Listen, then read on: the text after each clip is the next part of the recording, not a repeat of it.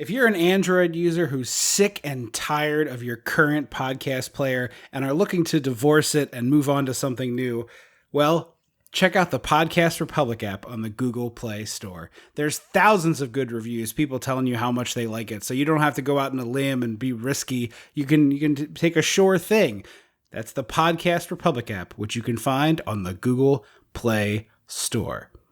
Welcome to Dissecting the 80s. I am Trip Lano, one half of the Mega Podcasting Powers, and with me, as always, is my tag team partner, a man who definitely would fight me tooth and nail for the house where we decide to split the podcast, the Macho Man Drew. Andrew Lano. I mean, assuming it's one of the houses we've covered, yeah, we've covered some cool houses. We have covered a lot of very cool houses, including this one.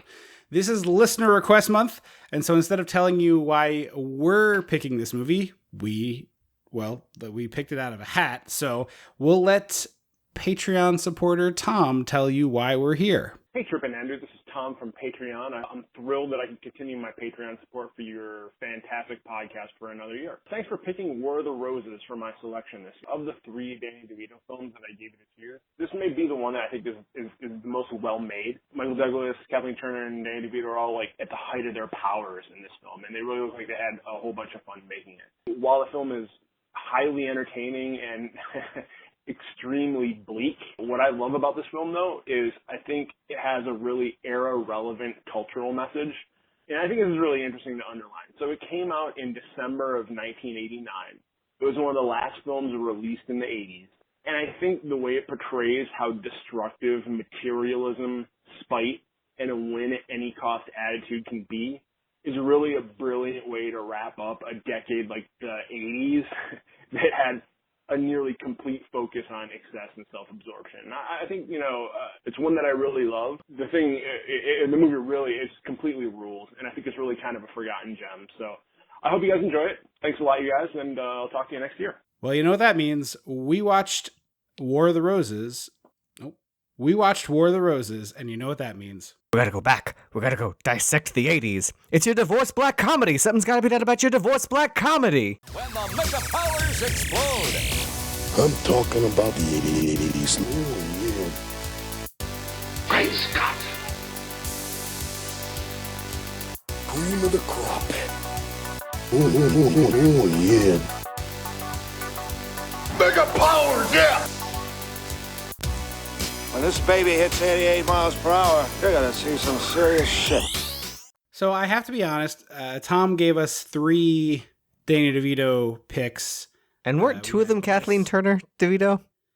Well, it was definitely Romancing the Stone and this. And Romancing the Stone. And I forget what the third one was. Ruthless People, I think, was the third one. You're right, which is not Kathleen Turner. I think that's Bette Midler. Yeah. And I have to say, I watched the trailers for all 3 of them because I was vaguely familiar with Romancing the Stone. I think I've researched Ruthless People before, but this one was one I had not really looked at. And of the 3 from the trailers, I was like, I was really kind of rooting for Romancing the Stone, Ruthless. This probably would have been third for me as far as it goes. But man, pleasantly surprised for me in terms of overall watch here. This is Danny DeVito directed this as well as acted in it. I didn't realize how active he was behind the scenes in general. I thought Matilda was a one-off, a passion project thing for him. It was hey, I've been Danny DeVito for so long. I want to direct a movie. I didn't realize that was not the case. He's directed a bunch of shit. And then I found out, I don't know if you will remember. Do you remember the movie Camp that I used to watch growing up about the theater camp in upstate New York and the kids? In the vaguest sense of remember, yes. He was one of the 4 producers on that movie. Oh, okay. He's a big theater guy. When I picture Danny DeVito, I don't think of it. I'd never realized he was so active. And then when I was going through his filmography of non-acting stuff, I was like, he produced Camp? Wow. Huh.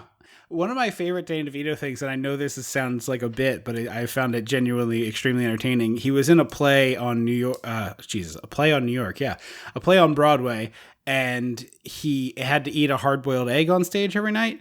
And so he was doing an interview with, I think, the New York Times talking about that.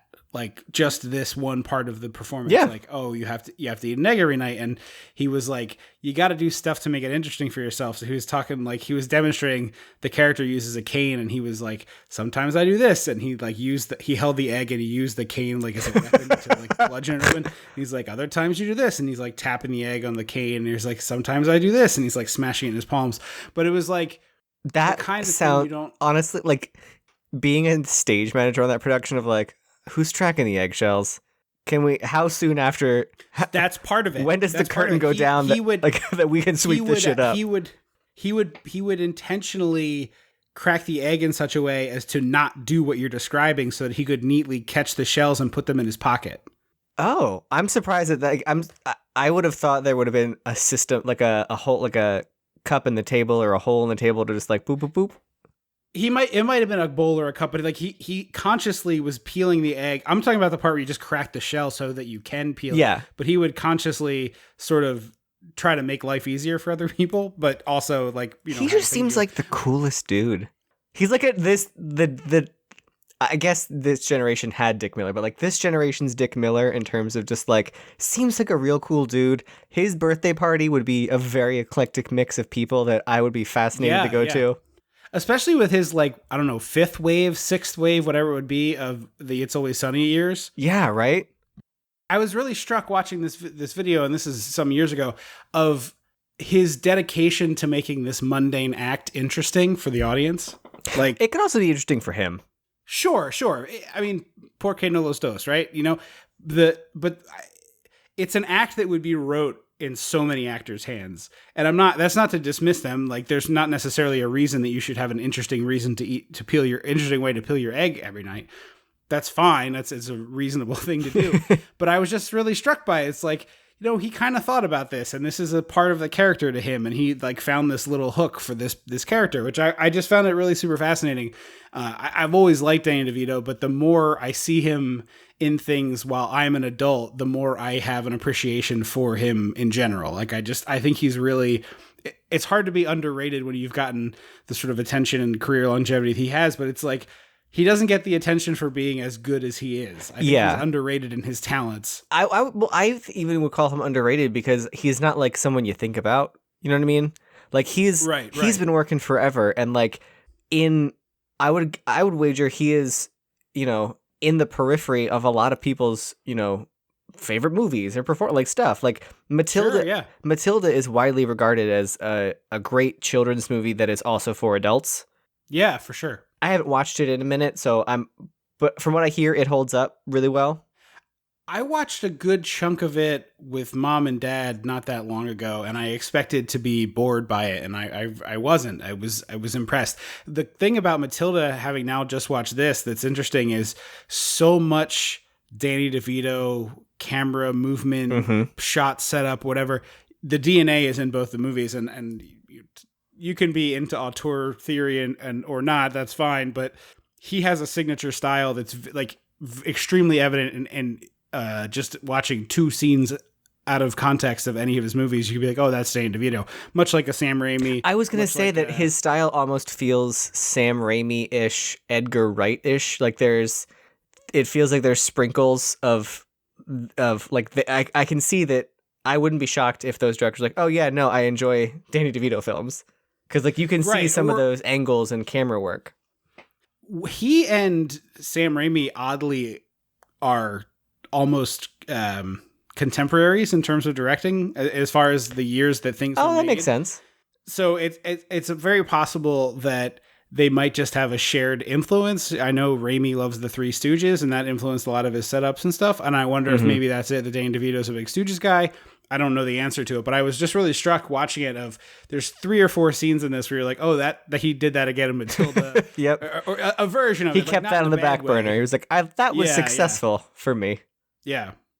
So anyway, here we have this incredible open. We're in a law office. Dan Castellaneta, I'm going to butcher that every time it comes up, which thankfully isn't many, is in there to get a divorce. He's the voice of Homer Simpson. I don't know if you know. And also replacement Genie after Disney pissed off Robin Williams.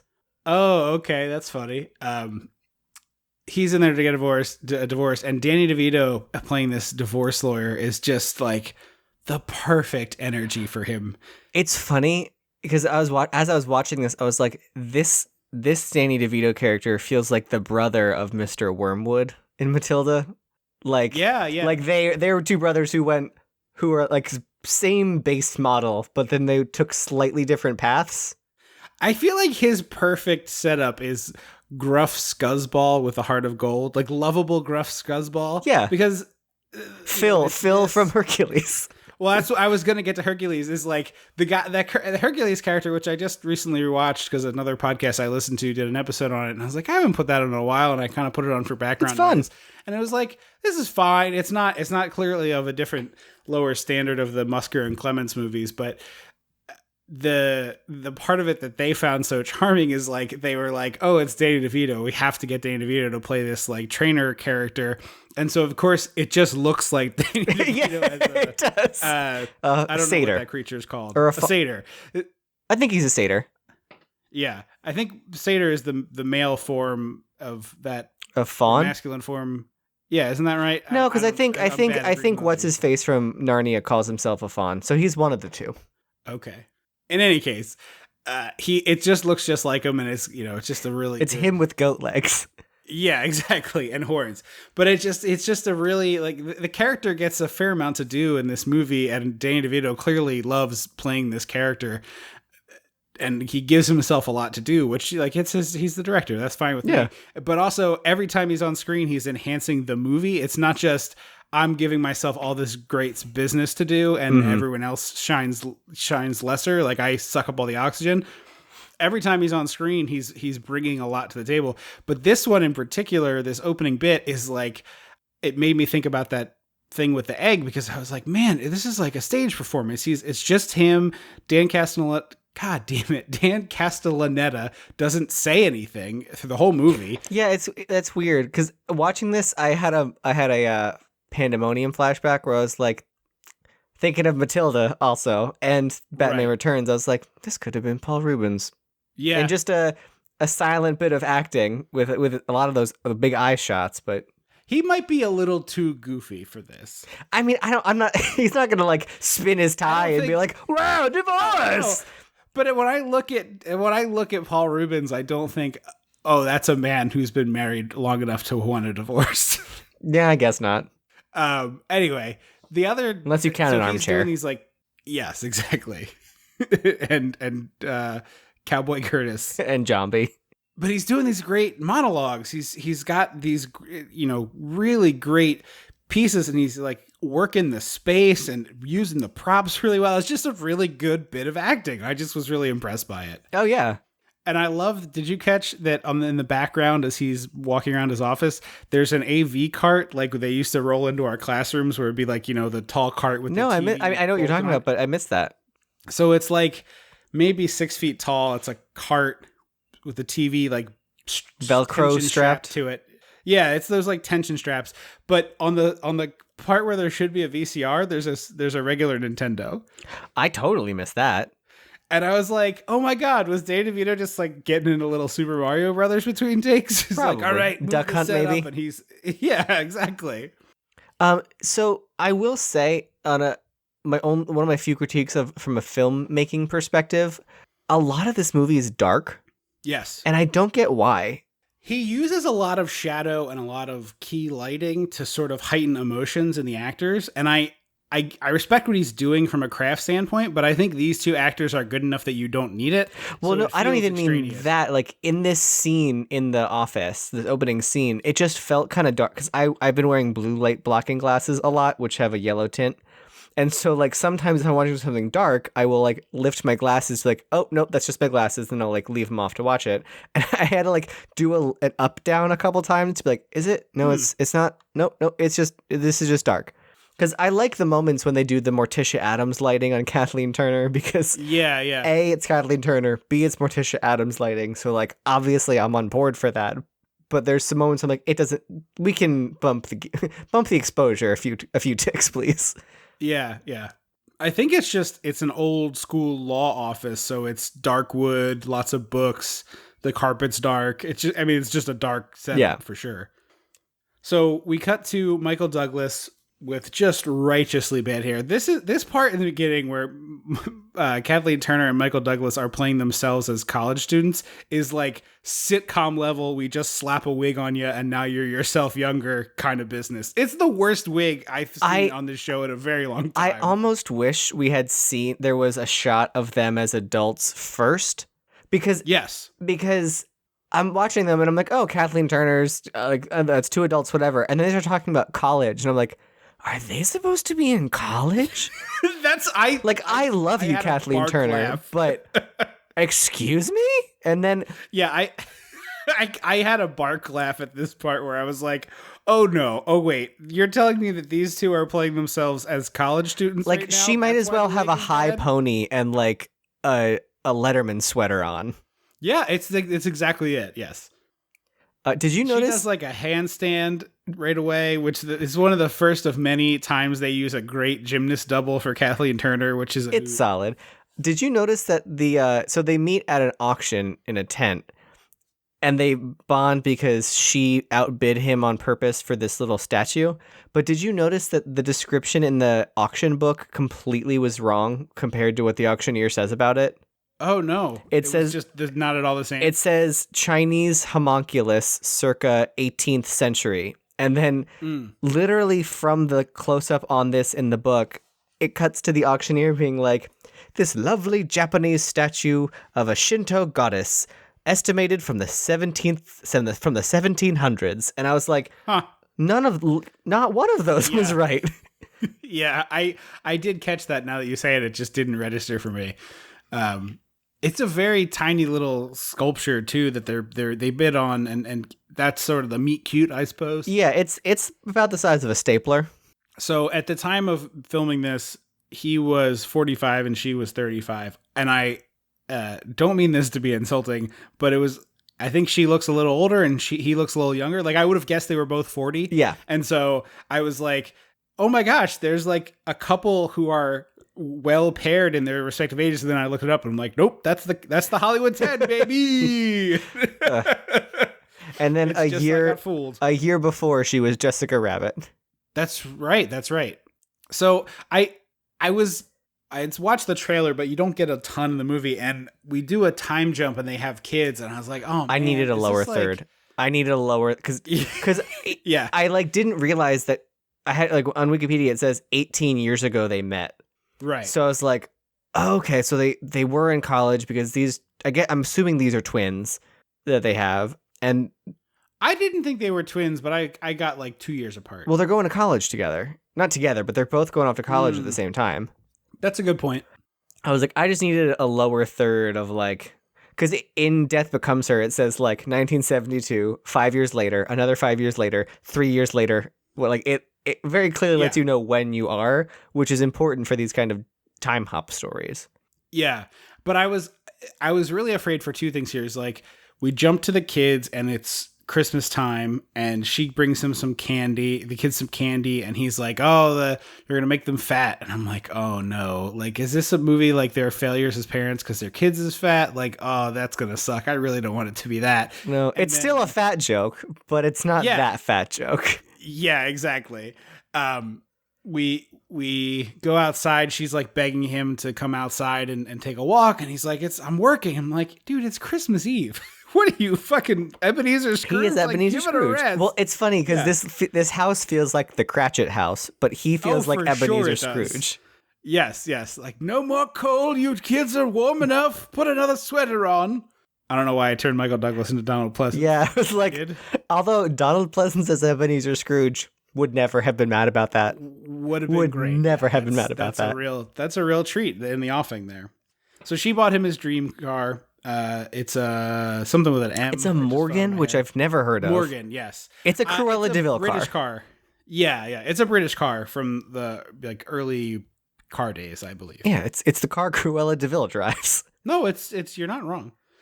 So we get to one of my favorite tropes in cinema, and we've talked about this in other movies, and I always put this call out, but if you're a listener and you experienced either yourself or as a child or whatever, my dad, I'm not trying to be sexist, but in the movies, it's always my dad. Maybe your mom worked and it was that too, so whatever. But my parents' boss is coming over for dinner, and it's this really high pressure, high stakes situation for the whole family, because it just seems insane. But to also, me. but also, it's that like the kids are aware of the situation, but are nowhere to be seen. Like you are, you are locked in your. It's Cinderella. It's the end of Cinderella. Your mother's locked you in your room with a plate of crusty bread and a glass of water. That was going to be part 2, because the trope is always the dinner's really fancy, everybody's really stressed, and then they sit down to eat, and they're like, all right, well, good night, kids. What time is it? Like, these are 10-year-old children. Their bedtime is like 9 o'clock. Are these people inviting their boss over for dinner for a 9 p.m. start? We're not in fucking Spain. Like, what are we doing here? I know I'm a fat American idiot, but 9 o'clock? Like, what are we doing? That does seem late. Or maybe... You better have heavy hors d'oeuvres if I'm coming over for a dinner party and the dinner is at 9 fucking p.m. You better have like the largest platter of hot hors d'oeuvres. No crudité, no dips and chip, no salsa. I need hot food in my stomach between the hours of 7 and 8:30 if you're gonna do this 9 p.m. bullshit. Alternative, give me lots of ice cold vodka. That's worse. I would be so hungry by 9 if I was drunk. Yeah, I'd be on a fainting couch. They'd be like, what happened to Trip? Oh, he's trying to... He went into a refrigerator, he found a jar of Prego, and he's chugging it in the other room. He's taking bites out of a block of cheese like it's a hand fruit. He seems to be eating dry pasta and drinking spaghetti sauce right after. But yeah, no, I know what you're talking about. But and it's also like insane to me on its face, like in this one in particular, because she's cooking dinner for like 12 people. It's normally, it's the boss and the boss's wife comes over and it's a dinner for 4 situation, which is first episode of WandaVision. Yeah. She we learn later is a very good cook to the point that she opens like a catering business. But for a normal housewife or person with a job who's married to another person with a job, the idea that it's like, hey, can you crank out a fancy dinner for 12 people while the partners come over? It's just ludicrous. Well, she was a stay-at-home mom by this point. Yeah. Because go to a goddamn restaurant, you cheap assholes. Well, I think there's this old school feel to like mentality of like it means more if you do it at home. Like anyone can go to a restaurant, but if your home impresses the boss, that's worth more. Yeah, but it's like I don't agree with it, but like that's the stupid. No. But the logic of that is so lopsided because it's like you pay this person's salary, so you know how much house they can afford. It's probably not enough to impress you, a person who makes much more money than them. I agree with that. But I don't remember if Dad ever had, if this, not this exact, but something to this effect, anyone from work coming over. I have recollection of like friends, like colleagues, but not superiors. Yeah, okay. Yeah. Like would come over for some social thing or other, but never like I'm inviting the big honcho and mom's really stressed about cooking dinner or whatever. No. It just seems so crazy. It feels like one of those things that is a screenwriter thing, much like the climbing the rope in gym class and people like getting injured and falling off the rope stuff. Yeah. It's like, I never climbed a rope. Never. That was never a thing. That's extremely dangerous. Although that could also be just maybe in the 80s that was a thing. I'm sure it was a thing in some places, but it seems to me that more people know about that from movies than their actual life experience. I would agree with that. That sounds about right. Like, I'm sure that it happened, but I think it was like a ubiquitous trope because people watch movies and copy things that they see when they make other entertainment. Yeah. Although I will say these kids didn't have to awkwardly hang out with other children that they've never seen or heard of and have nothing in common with. Yeah, no, that's fair. That's not bad. These poor kids got to go to bed instead of like, well, you and this child who is about the same age, you get to hang out for 2 hours while the adults are in the other room. Yeah, I agree. I don't think the kids should be there. I'm fine with it's like the kids are going off to, like the kids are with the babysitter or anything else, but it's always, well, good night, children. Say good night to my. They blow the whistle and the here. Kids. Yeah, the Von Trapp children say good. There's always farewell. a Von Trapp moment. That's what it is. So DeVito is at this dinner and he's brought a date who sits across the table from him. It's very odd seating arrangements. They have Michael Douglas and his wife at opposite ends. The heads of the table. Yeah. And then the couple seem opposite each other I think else it's down the line. No, I think it's the heads of the table are Kathleen Turner and Michael Douglas, and then Danny DeVito and his date are across from each other, and then one couple is to the right, is seated on the same side as Danny's date, You're right, and the you're other right, couple. You're right.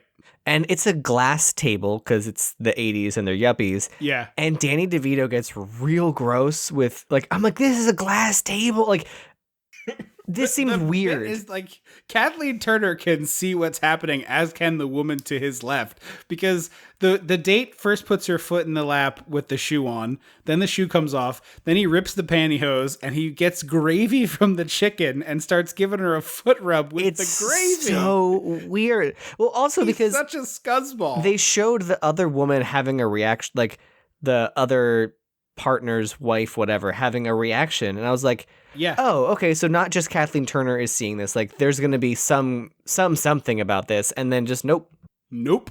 Not a word, not a peep.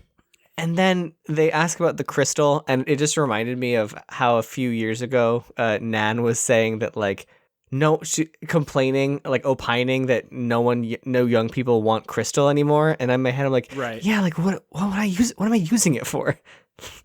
I'm not entertaining. I have crystal rocks glasses that I like to drink out of. That's fair. And I have crystal martini glasses that I drink out of, but I do not possess enough crystal to host other people. I have 2 martini glasses. Like, I don't have a set for, and I have a set, one for me and one and my boyfriend, or one friend who might want a martini, but like, I don't have that kind of thing. Right. It's just impractical. It's just not necessary. It's like having the good plates, and I'm like, I don't have space for good plates.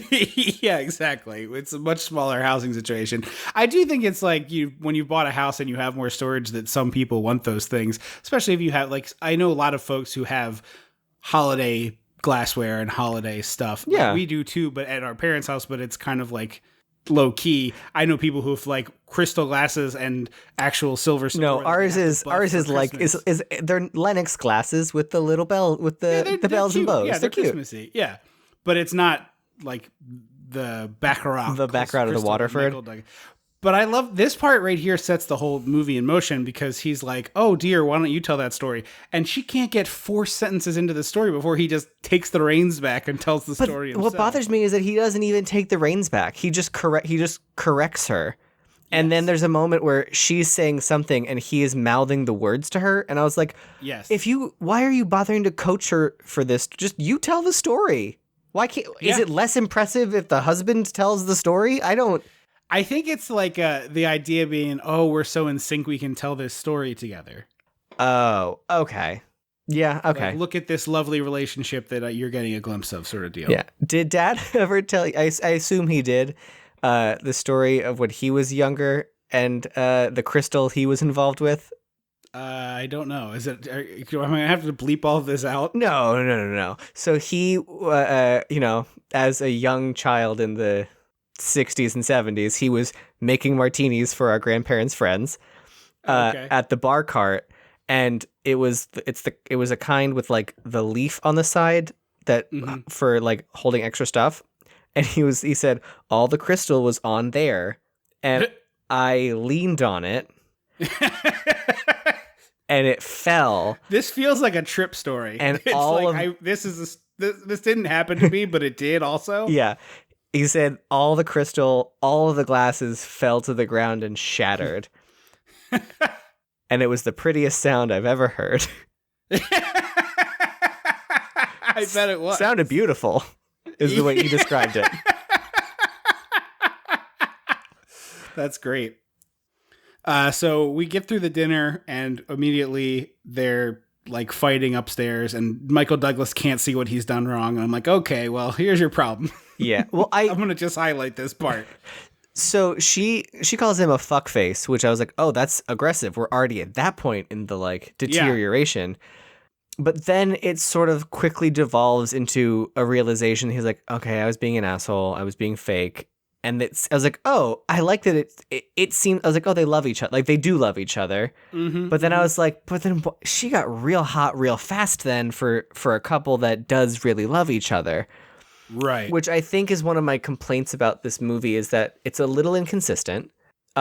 also that it has a really great first and second act, and I think the third act is for me the one that is the least consistent with the other two. Like it builds super inconsistent. Act 1 builds, Act 2 builds on that, and Act 3 is like the same level of intensity but for a completely different movie. Yeah, I totally agree with that. Act 3 is bonkers in comparison. Yeah.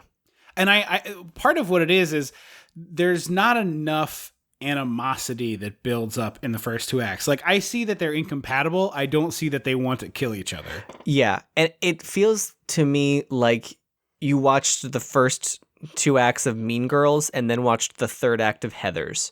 So like, sure, yeah, it's the same realm and it's the same thing, but you're like, oh, this is not the same thing I've been watching. I'm not mad at it, but I don't get this solution to the problem you've been presenting. Right. I like Act 3 your work. most. I think it's like my favorite part of the movie is Act 3, but I agree with you 100% that it doesn't connect well. Yeah. So this next part, she's driving the kids to, looks like ice skating practice and soccer practice, and the mom is like, oh, I love this house. I'm going to leave a note again. And it's like, hey, if you ever decide to sell, tell me. And she walks in. Which is apparently just a thing she does. It's like if she sees nice houses because her husband... In particular, this house, they said she's left multiple notes at this house. Oh, is that what they meant? I thought they meant you're doing this all the time. My read of that was you really like this house and you do it at this house. Okay, that could be. So... I really wish this next sequence was longer because it had the potential for some really good comedy, and I think Kathleen Turner would have done a great job with it. She walks in or she knocks on the door to leave the note, and the woman invites her inside. Oops, it's the funeral for the woman who owned the house. Uh-huh. And she was like, oh, mother had so many friends. And I was like, oh, is she going to have to like look around the room and be like, we met at the, like, sees a picture of her in a baking competition, like at the baking club. Right. Yeah. I wanted more of that. I wanted her to have to scramble in this situation and downplay, because the woman who's the daughter is like, I just want someone to take this house who's going to love it just as much. You know, I don't want to go put it on the market and all that stuff. And Kathleen Turner can't be like, I'll take it. You know, she has to be a little cooler. But I would like not a long thing, but like if I had 2 more minutes of this, I would have really enjoyed it, I think. Yeah, and the movie is almost 2 hours, and you could easily knock 10 off this movie. I don't know, like, trim a few out here and there. Yeah, I mean, I totally agree with that. I think a lot of it you would like. I think you could reuse 10 minutes to build Act 1 and 2 with the animosity in a way like a little stronger. That's true. In the movie, would be my preference. Like, it didn't feel like a long movie to me, despite the fact that it's close to 2 hours. There were moments where towards the end I was like, this ending is just... Act 3 does drag a little because bit. I think because it was so jarring. Yeah. Because it was so jarring, I was disjointed. Yeah. That I was like, I think I was just more aware of the time. Sure. But yeah, we smash cut to, they bought the house. They have the house already. And I was like, I could have used a few minutes of Kathleen schmoozing this woman and pretending she knows her. Right. And I also think to help strengthen the end of the movie, it would have been really good to have a short montage where Kathleen Turner is picking out the furniture and Michael Douglas is like, yeah, whatever. And she's like picking out the plates and he's like, yeah, whatever. And like, show me the part where Kathleen Turner does pick out all the decorations and does pick out all the furniture and does figure out what color to paint the rooms and Michael Douglas doesn't really give a shit, because that's what later the whole thing hinges on that. And I'm like, well, I believe you because I've seen Michael Douglas in this movie, but I would have been cool if I had seen Michael Douglas do the thing you're talking about. But also I think that would have lent some really cool opportunities for, like, we see the reality, or you can call it Kathleen Turner's truth of, like, that situation. And then later when Michael Douglas is complaining to Danny DeVito, we could see flashbacks to, like, his interpretation of, like, exactly him being like, yeah, pick whatever. Is like, you pick whatever you want to make this house. Exactly. Like, yes, you read my mind. Like, give me that. Yep, like him with a business contract that's just like, yeah, whatever. And then like, you pick whatever. Yeah, no, I agree with you 100%. I think what this movie needs to be is two people who have a radically different interpretation of how their lives have gone and thus both resent each other. But instead what it is she resents him. He doesn't see it and is like, but I love you. I agree. Yes, I think that would make the icky parts of this movie not icky. Yeah. Because I kind of assumed, we'll get to it later, but I assumed and interpreted the movie as like they both are, you know, falling out of love with each other, but they don't want to say it. And then when she finally admits it and he's like, you can't have a divorce, I love you. I was like, oh, whoa, hold on. You what now? Yeah. It very much seems that he thinks that this is what his role was supposed to be in a relationship, and she is wanting more. And so, like, I totally get where she's coming from, but I think you're right. Like, we just don't see enough of it to see, like, we do see him being not great, but he honestly seems like every other depiction of a husband from this era. Yeah, so for sure. It's like, it's hard as an audience, especially as a modern audience member watching this back, is like, yeah, I agree that he's not carrying his weight, but this is what every pop culture depiction of a husband was until like even like Mr. Mom, like him, yeah. Michael Keaton, right? Mm-hmm. In the first 20 minutes of Mr. Mom, like he seems like that kind of husband. Yeah, exactly. Like there, but not all the ways. Like, and certainly not 100% there all the time. Oh yeah. So she comes in, and like it's the montage isn't as complete as it should be, but it does feel, again, sorry to keep talking about it, it feels a lot like the opening of Matilda, where Matilda's growing up. Sure it does. Like, the house has changed. It's literally the same montage of like, Matilda was left on her own, and that's the way she liked it. And she went to the library, and boop-a-doop. It's like Kathleen Turner puts a bow in her hair and has a wagon full of books. Yeah. Like, the house is getting fixed up and looks pretty, 80s pretty. So it's very puffy. Yeah. Very puffy, very padded, very ceramic. It's also the kind of house that I have been in many times in my life where you're like, oh, this place feels like a museum. Like, I don't know where I can sit, and everything is lit and on shelves in ways that don't seem like anyone actually lives here. And I'm just like, where do you put your keys? And like, where's your knickknacks and bullshit? And it's like, oh no, we have 9 bowls that are carefully arranged in 3x3 and backlit. It's funny. On the surface, our grandparents' house looked like that, but it was just like sit anywhere. Like, there was no. It was always like sit on the floor, sit on the chair. Who cares? Yeah. Like, here underneath the couch is a secret toy for you. It's hidden. Your dad's secret toys from when he was a kid. Yeah. So after that, it's also narrated by Danny DeVito, which again feels very much like Matilda, and it's like. Well, now that the kids were going off to college and the house was, what is her, and the house is finished, like, what's next? Which, very empty nester. So she goes. It's also, we don't ever see all of it, but this house is incredibly big, like enormous. It looks like it's 25 rooms. Yeah. So way too much house for a family of 4 with 2 pets. An absurd amount of house for an aging couple. I mean, hey, everyone gets their own wing. So from the front, this house looks like very symmetrical. Mm-hmm. Like, there's 2 balconies on either side, and it's sort of a U shape. And so I thought there was going to be a point where the house was split down the middle, and they each got a balcony, and they were each going to. I am shocked there was not a shot of each of them on their respective balconies. Whatever. Yeah, because they do basically cut the house in half. Yeah. But so she comes in while he's being busy businessman. And she's like, hey, the Johnsons loved dinner. Mrs. Johnson loved dinner last week so much. She said, I could sell my pate. It's so good. And he's like, and she's like, she paid me $35 for a pound of pate. And at first, Michael Douglas is like appalled that she charged someone for. I'm like, yeah, it's a little tacky.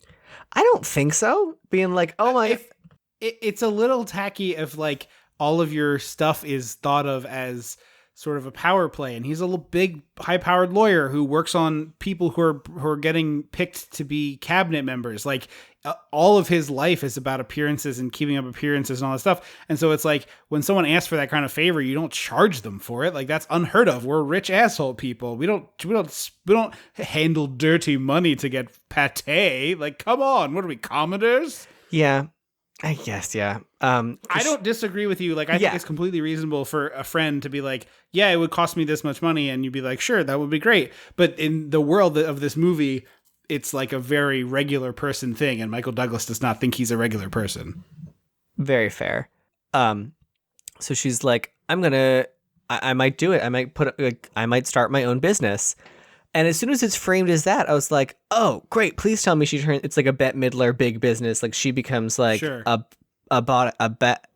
badass lady in a skirt suit and like power heels. Mm-hmm. And then he gets so weird about it. And I was like, I guess for your point of like, oh, you selling is so gauche, but like if it's a business and she's like, I'm going to be a caterer, like I'm going to sell food that I make because I'm good at it. Like, I don't know. It seems to me that he just is like, we have a lot of money. Why are you wasting your time? Like, we don't need to do this. Yeah. And then he does the whole maid thing because I think he's like trying to guilt her into not doing it. But I'm like, well, I guess we got to get a maid then. Yeah, because so she starts selling. It's clearly tense. And then he comes in and he's like, if you're going to be doing this, I thought you would want to have some help taking care of the house. I'm trying to make your life easier. And I was like, it's your life too. Like you live here. You live in this house. Like, don't pretend that, laundry getting done is not something that benefits you. Right. The other thing that I found really weird, and maybe you feel differently, so please tell me that I'm a crazy person if you think so, but the actress who plays the maid looks like she could credibly play Kathleen Turner's sibling in a different movie or this movie. Like, they look enough alike. I think there's a similarity there. Not like twins. No, but relatives. They could be relatives. They could be siblings or cousins or whatever. And I found it a little distracting, to be honest with you. It's like, is there going to be like a secret reveal that it's her sister the whole time or whatever? And then the other crazy thing is this woman is like easily also in her 30s to 40s, and she's like, and there's nothing wrong with adults going back to school. Like, I'm not trying to dunk, but it's a weird setup for a movie for the character to be like, oh yes, I'm going to school and learning, and I'm also I think make some money. She has a strong accent, which usually is movie shorthand for I just moved to this country. Yeah, for sure. It also it kind of so this movie kind of has a she-devil vibe to it. Yeah, like this is the sure. Dark cousin. This is She-Devil's like dark, edgy cousin who shops at Hot Topic. Mm-hmm.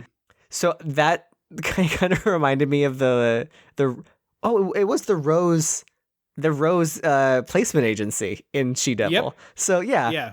But yeah, it kind of reminded me of like that, or this could have been like Conchita Wurst is a drag queen. Conchata? She was in Edward Scissorhands, and she was the housekeeper in 2.5 Men. I know that actress. I don't know her name, but yes. It seemed like People will know what you mean. Yeah. I would have liked this role to have a bit more meat to it. Yeah, like she doesn't get a lot to do, but then someone a little sassier, someone a little someone with a little more, bite to it. I thought could have made this better. This kind of a doormat.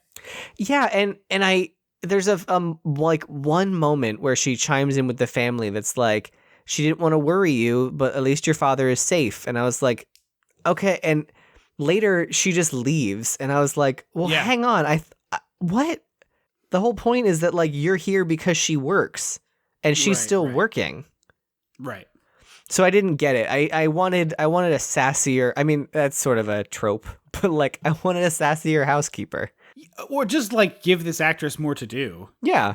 So Kathleen Turner's feeding liver to the pets, which I thought was going to lead to the pets having a bathroom or throw up issue. Just a scene of her feeding them liver.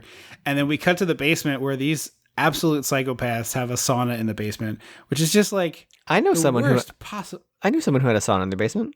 I've never understood the idea of a sauna. It's the worst possible thing to me. It's just a hot, steamy room. There is nothing I like less than that. That is my literal least favorite thing on the face of planet Earth.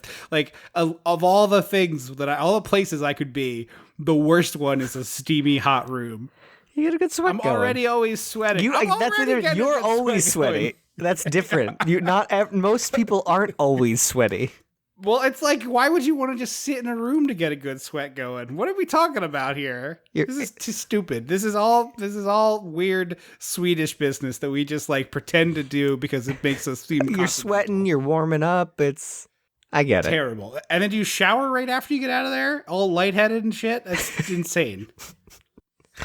definition of insanity. If I go into your house and I see you have a sauna, I'm like, this is a person with whom I have nothing in common. Sure.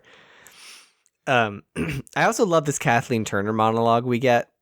While they're at the Batman table? No. The one she gives to the maid. Oh, okay. It's this really great monologue about like, I don't need you. And then goes on to like list why she needs her and be like, so like every fifth line is like, but I don't need a maid. I don't need a live-in housekeeper, so I won't be hiring you. But my children are moving out and my life has no meaning and blah, blah, blah. Like, it's this really great like back and forth monologue that ends with like, let me show you to your room. Mm. And I think that's why I kept finding myself rooting for Kathleen Turner, is that the movie gave me so much more of her mind and like her perspective and journey than it did with Michael Douglas, that it was much easier for me to be like, yes, Kathleen Turner, you work. I also think that she is the person who is morally right here. She's like, I want a divorce. And he says no. Like, that's not an acceptable answer to that statement. I'm sorry. This isn't a negotiation. It's, I'm unhappy and I would like to leave. And then it becomes a whole thing because she wants the house. And it's not even that anything vindictive. She gives up all rights to alimony. She's like, I will use this lawyer and stay away from your law firm. You don't have to pay me anything. Just leave me the house and everything in it. And like, you make probably too much money on Wall Street. You can buy another house. You can buy a house made of cocaine. Like, I'm sure you do. That's the other thing I think this movie really gets wrong, is we never see Michael Douglas have a moment where he's like, God, I love this house. Yeah, it doesn't seem like he gives a shit about it. It just seems like he wants to win because he's a lawyer who wins, you know? Yeah. We're getting ahead of ourselves.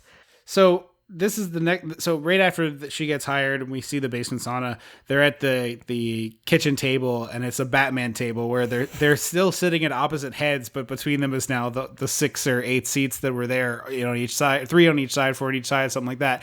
And so it's just this preposterously far apart setup for the two of them, and it really, like, pushing up the glasses here, it's like, it highlights how far apart they are in their relationship because they're sitting, and it's like, yes, like all that stuff is true, but also it just looks funny. It also gives you, I don't think it's now, I think later.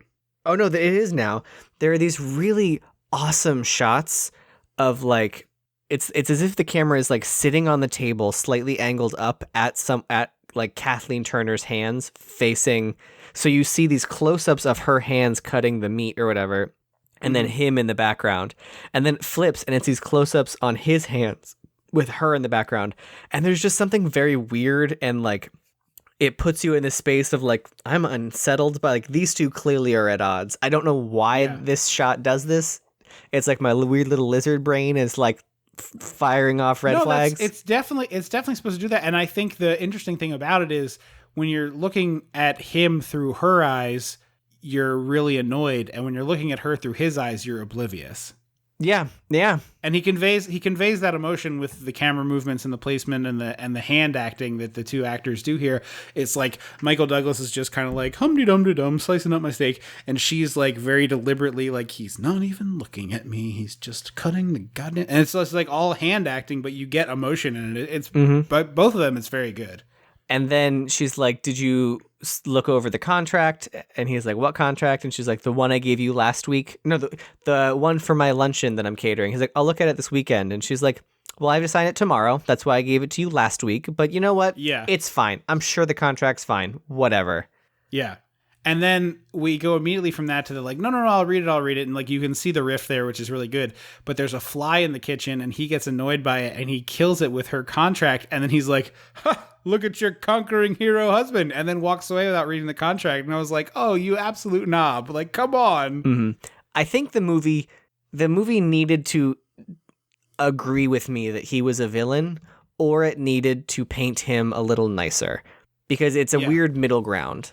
Well, I think it's you said this earlier, so I'm just repeating it, but the whole movie is kind of from Kathleen Turner's version of events. Yeah. And so Michael Douglas always seems like the villain, and he is not acting like he is the villain, and we needed to see Michael Douglas's POV more than just his hands cutting a steak, which, like, yes, that does convey the, like, everything's hunky-dory and I have a great life, great wife, ha ha ha, look at me, I'm so fancy and rich, but, like, she's seething all the time. Yeah. And then at dinner, there's a moment where the phone rings and he like jumps up to answer the phone, and then the housekeeper gets it first. And she's like, "Are you expecting a call?" And I was like, "Oh, he's cheating on her. He's cheating on her." Yeah. Got it. Because you like in every other movie where that happens, the result is he's cheating on you, and that's Right. why he's trying to answer the phone first. But no, It's just an important work call. and I was like, okay, well, wait, if he's the villain, give me the Yes. then put his phone on the table so he can answer work calls right away. Like, I need that, because it's just this weird muddy ground of like, he's not a particularly evil person. Right. He's just not a good person. And then in the third act, it's like, I don't even know secretly he's Jeffrey Dahmer. I don't even know if it's not a good person. He's not a good husband.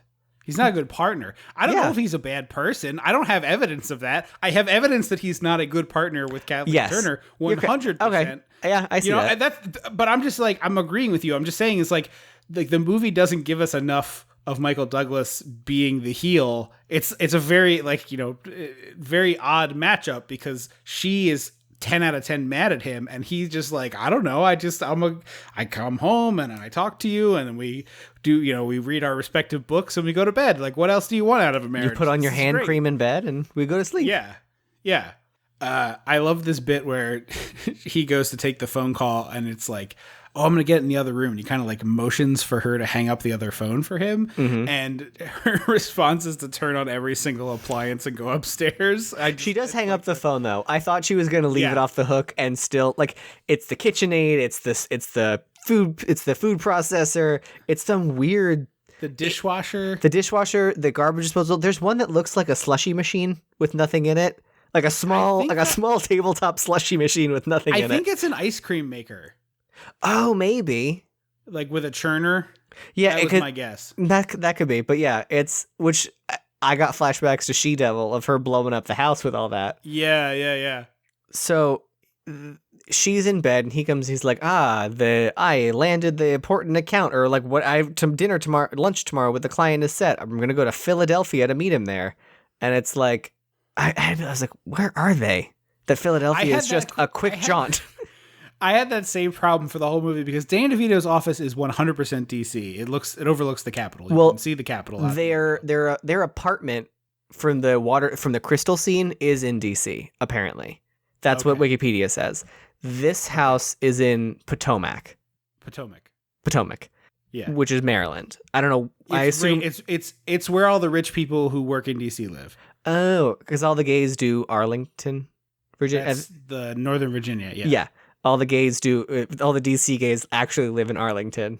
Yeah. Well, nobody can live in DC. It's extremely expensive. Like, you can't buy a house in DC unless you're extremely rich. Yeah.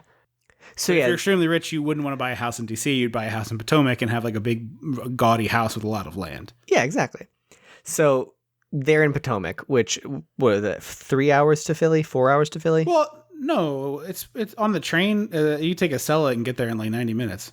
Oh, I guess the train. I was picturing driving, but yeah. I mean, maybe he drives, but he doesn't really have a long distance driving car, that little Morgan. No. And so this is where I was like, they're really toxic for each other. Yeah. Because he comes to bed and he's like, I never looked at your contract. And she's like, it's fine. It's whatever. And he's like, sees it on the table and she runs to grab it and she gets it first. And she's like, I don't want you to read it anymore. It's fine. And like, he gets snippy. And so she throws it at him. And then he tries to like play wrestle with her. Well, like, he thinks this is cute. And she's actually mad and he is not aware. Yeah. I think what I wanted this movie to be was, instead of a flashback of Danny DeVito talking to this random stranger, it should have been Danny DeVito mediating these two people, because then you can get the Kathleen Turner side of things. And then you can see like, that's not the way I saw it. I thought we were flirting. Yeah. Like, I think that element would really help solidify, like, make this movie more clear. 100%. It's odd that he's Michael Douglas's friend and an acquaintance of Kathleen Turner. Yeah. So they start to play wrestle, and she gets mad and like crushes him like a python. It's a wicked body scissors that she gets in here, just like really. I mean, that's my go-to move. I got noodle arms, but I got good legs. It's a vicious body scissors, and Michael Douglas, he sells like death. It's really good sell here. And so she goes to bed. He goes to Philly. And at first he like goes to raise his arm and it hurts. And I was like, oh, it's the pain, like he bruised or whatever. Yeah. And then all of a sudden, like, he's having a heart attack. And I was like, he is? I was so confused. He's having a what? I'm sorry. I know what a heart attack in a movie looks like, and that is you clutch your left arm and you go all pale and sweaty. This is not what Michael Douglas is doing. Yeah. So he goes to the hospital, and the congressman or future congressman, whatever, rushes them into the doctor first. And he's like, I need a paper to write something to my wife. And so he does, and they leave, and they're like, oh, turns out you just had like a sore throat or whatever. It's a little more serious than a sore throat, but it's basically like not a huge deal. But I really love you've glossed over it. My favorite part of this is Michael Douglas is on the gurney and he's all pale and they got like oxygen under his nose and stuff. And then this man comes in holding a rag to his belly, and they get laid like head to foot. And there's a really good like overhead shot of them where they're like kind of lined up to talk to each other. Almost like if you ever parked your car opposite of someone else's car to talk. Cops do it all the time where they like park facing each other. They're kind of like that in the hospital gurneys. And this man has been stabbed by his wife with a nail file. And then the wife comes in. She's like, oh, baby, I'm going to get you a doctor. And then she leaves. He's like, they always regret it right after. And I was like, okay, I suddenly don't care about this movie and I want to see that movie. Yeah, that would be a fun movie. So he writes his little letter, and then they're like, oh, plot twist, you're fine. And then he keeps being like, where's my wife? Where's my wife? And then we see them call her. Yeah. And she gets the call as she's like going over the details of the luncheon for her catering company. And she's like, my husband had a heart attack. I have to go now. And then they're like, we're going to release you. And he's like waiting for his wife. And then he's like mad that she didn't show up. And I was like, well, if you're in Philly, is she supposed to drive down there to pick you up? Like what is the expectation? I don't think that's an unreasonable thing, but it is unreasonable to be mad that she has not even called. But it's funny. My brain goes, oh, she hasn't called because she's driving and it's 1989 and there's no cell phones to be like, right. OMW, like I can just text OMW and it turns into on my way. You know what I mean? No, I totally get that, but it's like somewhat easy, especially she's not driving there though. Like, yes, it's reasonable to be like, oh, she's on her way here. And then 3 hours go by and it's like, well, she's not here. So what's the deal? Yeah. I guess my thought would be like something happened. Yeah, I don't know. It's like he really needs to hear from her. He's on his deathbed and scared and he doesn't get that from her. And that's when he kind of turns. And then Danny DeVito shows up and he's like, yeah, I'll wait with you for your wife. And then they just take the train home. And I was just very confused. Like, why is Danny DeVito here? Like, he wasn't at the lunch. Right. I was like, I was doing the math and trying to go like, was he at the lunch and I forgot? No, he wasn't at lunch. But I really love Danny DeVito comes back with 4 bottles of scotch, like but one between each finger joint. And then he like hands those off, pulls 2 more out of his pocket. And he's like, I couldn't remember if you wanted to twist. So I got some. And he's got lemons in another pocket. And I'm like, I want to hang out with Danny DeVito. That's my man. Between this and that funny time he drank too much limoncello and was still drunk when he got onto The View, I'm like, Danny DeVito is the kind of guy I want to spend more time with. He seems like a hoot. So I guess, again, because this movie makes me care more about Kathleen Turner, the whole time I was like, she's probably driving. Like, now that he's home, she probably got to the hospital and was like, where's my husband? Right. Because, again, there's no timestamps, so I didn't know how long he was there waiting, which, like, I assume if you were able to catch a train back to, back home, that it's not that late. Right. It seems like nighttime the same day of the heart incident. Yeah. And so he gets home and does his own thing, and then he hears the door open, and she runs in, and she's like, do you have no idea how glad I am to see you? And I was like, yeah, that's a woman who was worried for you. Right. And so, like, the kids are mad that she didn't tell them, and she's like, I didn't want to worry you until I knew nothing was wrong. And then she's like, I called the hospital. You're fine. Like, you had indigestion. Like, you're good, dude.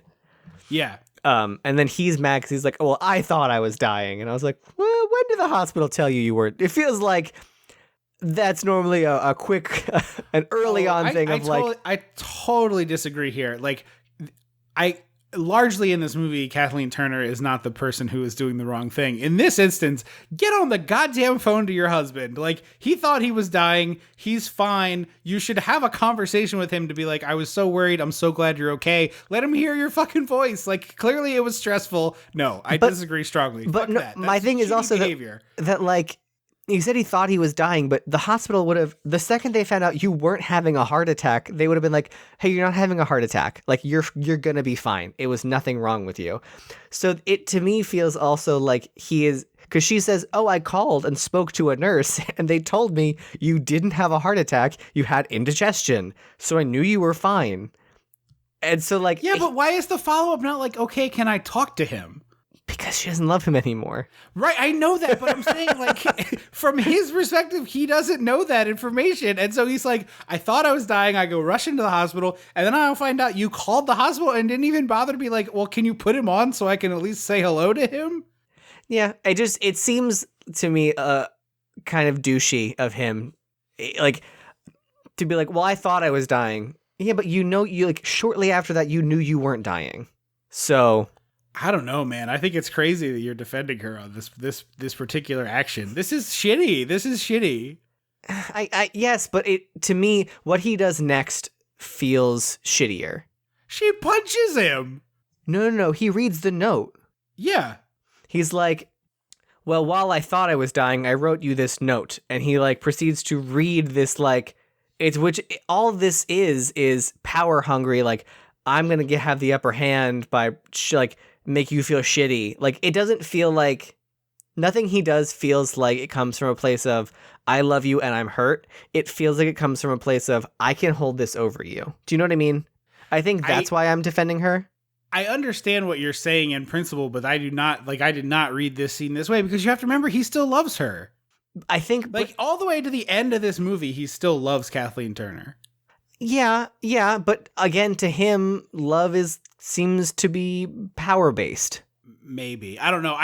I feel like he's really hurt here, and he's like trying to illustrate the way he's hurt, because he's like, look how I was so afraid I wrote this crazy note. Like, let me read this note to you. See, I didn't read it as that. It read to me as like, I was so sad. Here are my sad thoughts. Like, it felt like a sad kid on Tumblr. Of like, I didn't get that at all. Yeah, I read it as like, oh, I'm gonna show you, like, you're gonna feel bad for this because look how sweet I am. Aren't I sweet? Don't you feel bad that you weren't there because I'm such a good person? Like, that's how it read to me. So I would like you to put this situation on yourself. Just for a second, because this is bonkers to me. You think something is seriously wrong with you. You go rushing to the hospital. Your partner contacts the hospital. They tell them you're fine. They don't get in touch with you at all. You get no text. You get no conversation whatsoever. Well, texting wasn't a thing. Well, I'm putting it into 2021 terms.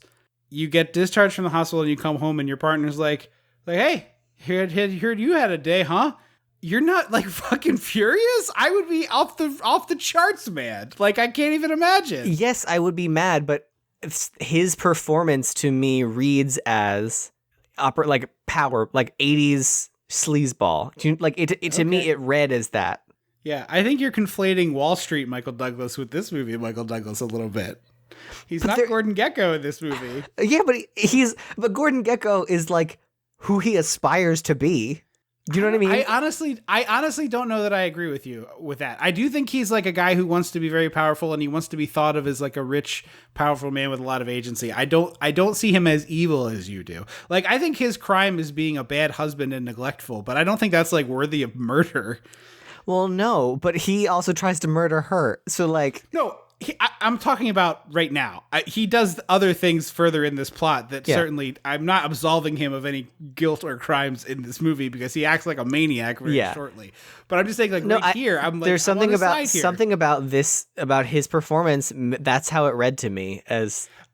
I'm especially on his side here because the way that Danny DeVito like lights this scene with a sort of Morticia Addams light you talked about, she's completely indifferent to this. Like, she doesn't care that he was really frightened. She doesn't care that he thought he was gonna die. She doesn't care that he had like a really shitty day. She just absolutely does not care one iota, and it's because she doesn't love him anymore, and that's fine. But I think it goes beyond that. She doesn't care. It's that this was her first real, like, I think this is the first time she's admitted to herself that she doesn't love him today. Probably. Because later in like 5 minutes, she says they're in bed and she's like, I couldn't figure out why I didn't go to the hospital. And then as I was driving, like pulling onto the expressway, I, got so scared that I thought of being alone in this house, blah, blah, blah. And she goes in this whole monologue, and then she's like, and then I realized it's because I was scared of how happy that thought made me. And so to me, it was like, she is out, like, it sort of reminded me of the way people describe a lot of coming out stuff of like, I've just said that to myself. I said that out loud for the first time ever. Oh my God, what does that mean? And then like, she is sort of detached from herself and the world because she's like, I now have to say it to someone else.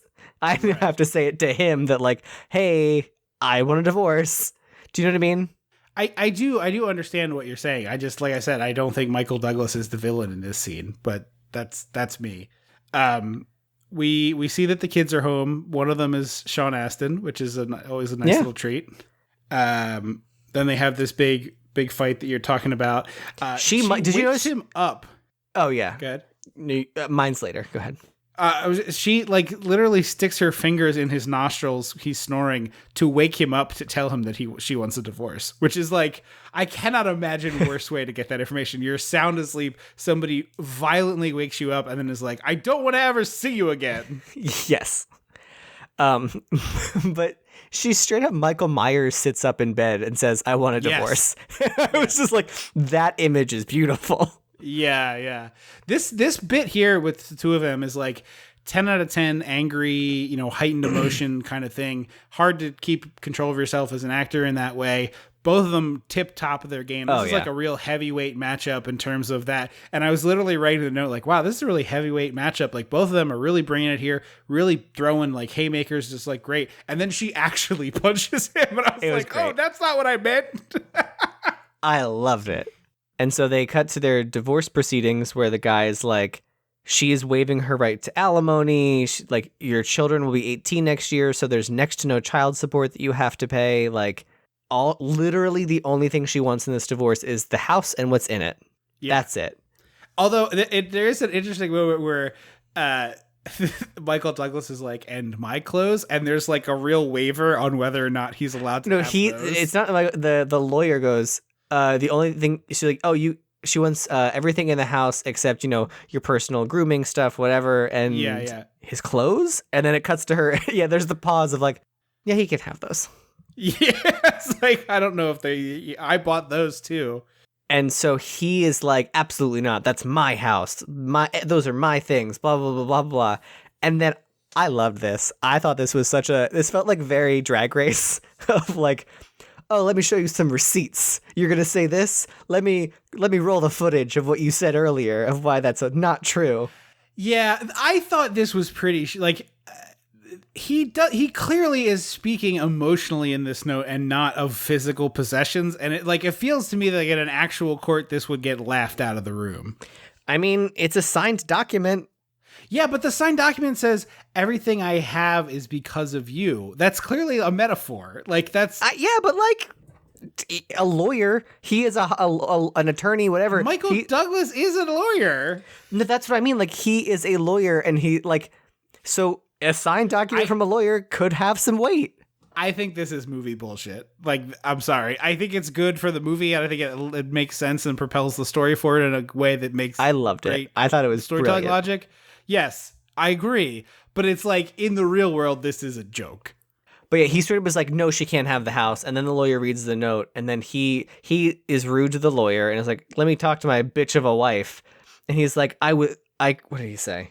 I may have let you have the house, but now not a chance. And I was like, you already said no. Like, she asked for it, you said no, and so she pulled this out. You can't pretend to be like, well, I was waffling.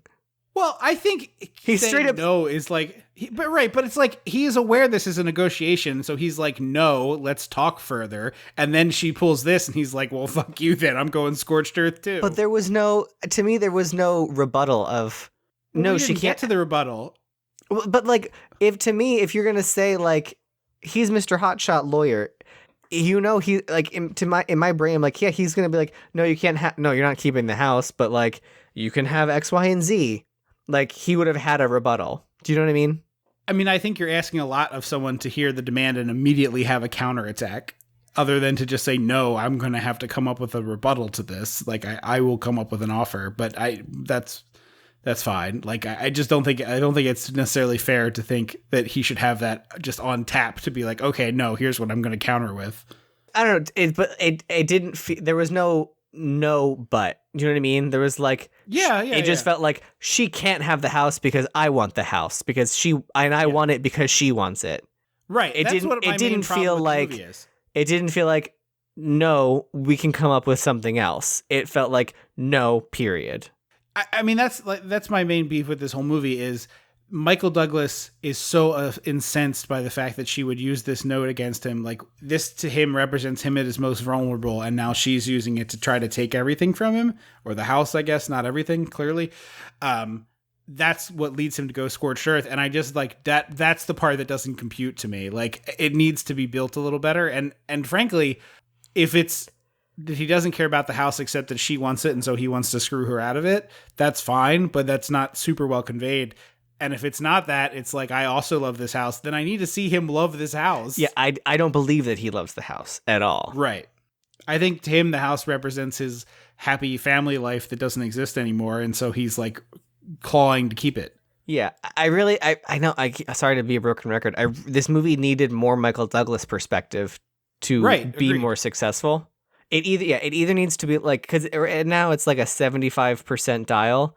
It needs to be firmly in the middle or firmly on the Kathleen Turner side, because it's a weird almost. Yeah. So he meets with Danny DeVito, who pulls out this legal book that's like this old clause that says that you can both cohabitate, and Michael Douglas can move out of the shitty motel that he's living in. So he moves back into the house, and he's like, just avoid her, just like be there, have your own lives, live separately. The house is enormous. This shouldn't be a problem. And we cut to Christmas time, and the tension is so heavy in this scene. Like, kudos to all of the actors involved here. It's not just Douglas and Turner, it's the kids and the maid as well. And they're like decorating the tree. She's in this amazing red jumpsuit. It's just like Christmas red jumpsuit, and I was so here for it. So the lights go off, and the tree doesn't look right, and she's like, "Oh, it must be a short." And he's like, "No, I'll figure it out." And then he breaks. Well, she puts. We didn't mention it. She had made, back when they were like, quote unquote, poor with their young twins, she made this like tinfoil and cardboard star to go on top of the Christmas tree, and he was like very derisive about it, even when they were poor. And so, to be clear, this is charming as hell if a kid does it. Kind of cute if two adults with no children do it together. A little perplexing to me with the mother of two doing it on her own as an arts and crafts project. I have to, like, I'm not trying to dunk, but it is really not very good looking, right? Like, right? But they were poor. Right, but like, get the kids involved. Like, then it's a cute family thing. Like, the idea of Kathleen Turner staying up late to cut cardboard into a star shape and cover it with tinfoil is like, this is bad. Like if, at least if you gave the kids some Crayola crayons and let them go to town on this thing, it's like a charming piece of family heirloom artwork, right? I guess. I don't know. I didn't have a problem with the star. But as they're decorating, the daughter hands her the angel for the top of the tree and is like, "You're up." And over her shoulder, Michael Douglas is at the ladder on the top of the tree.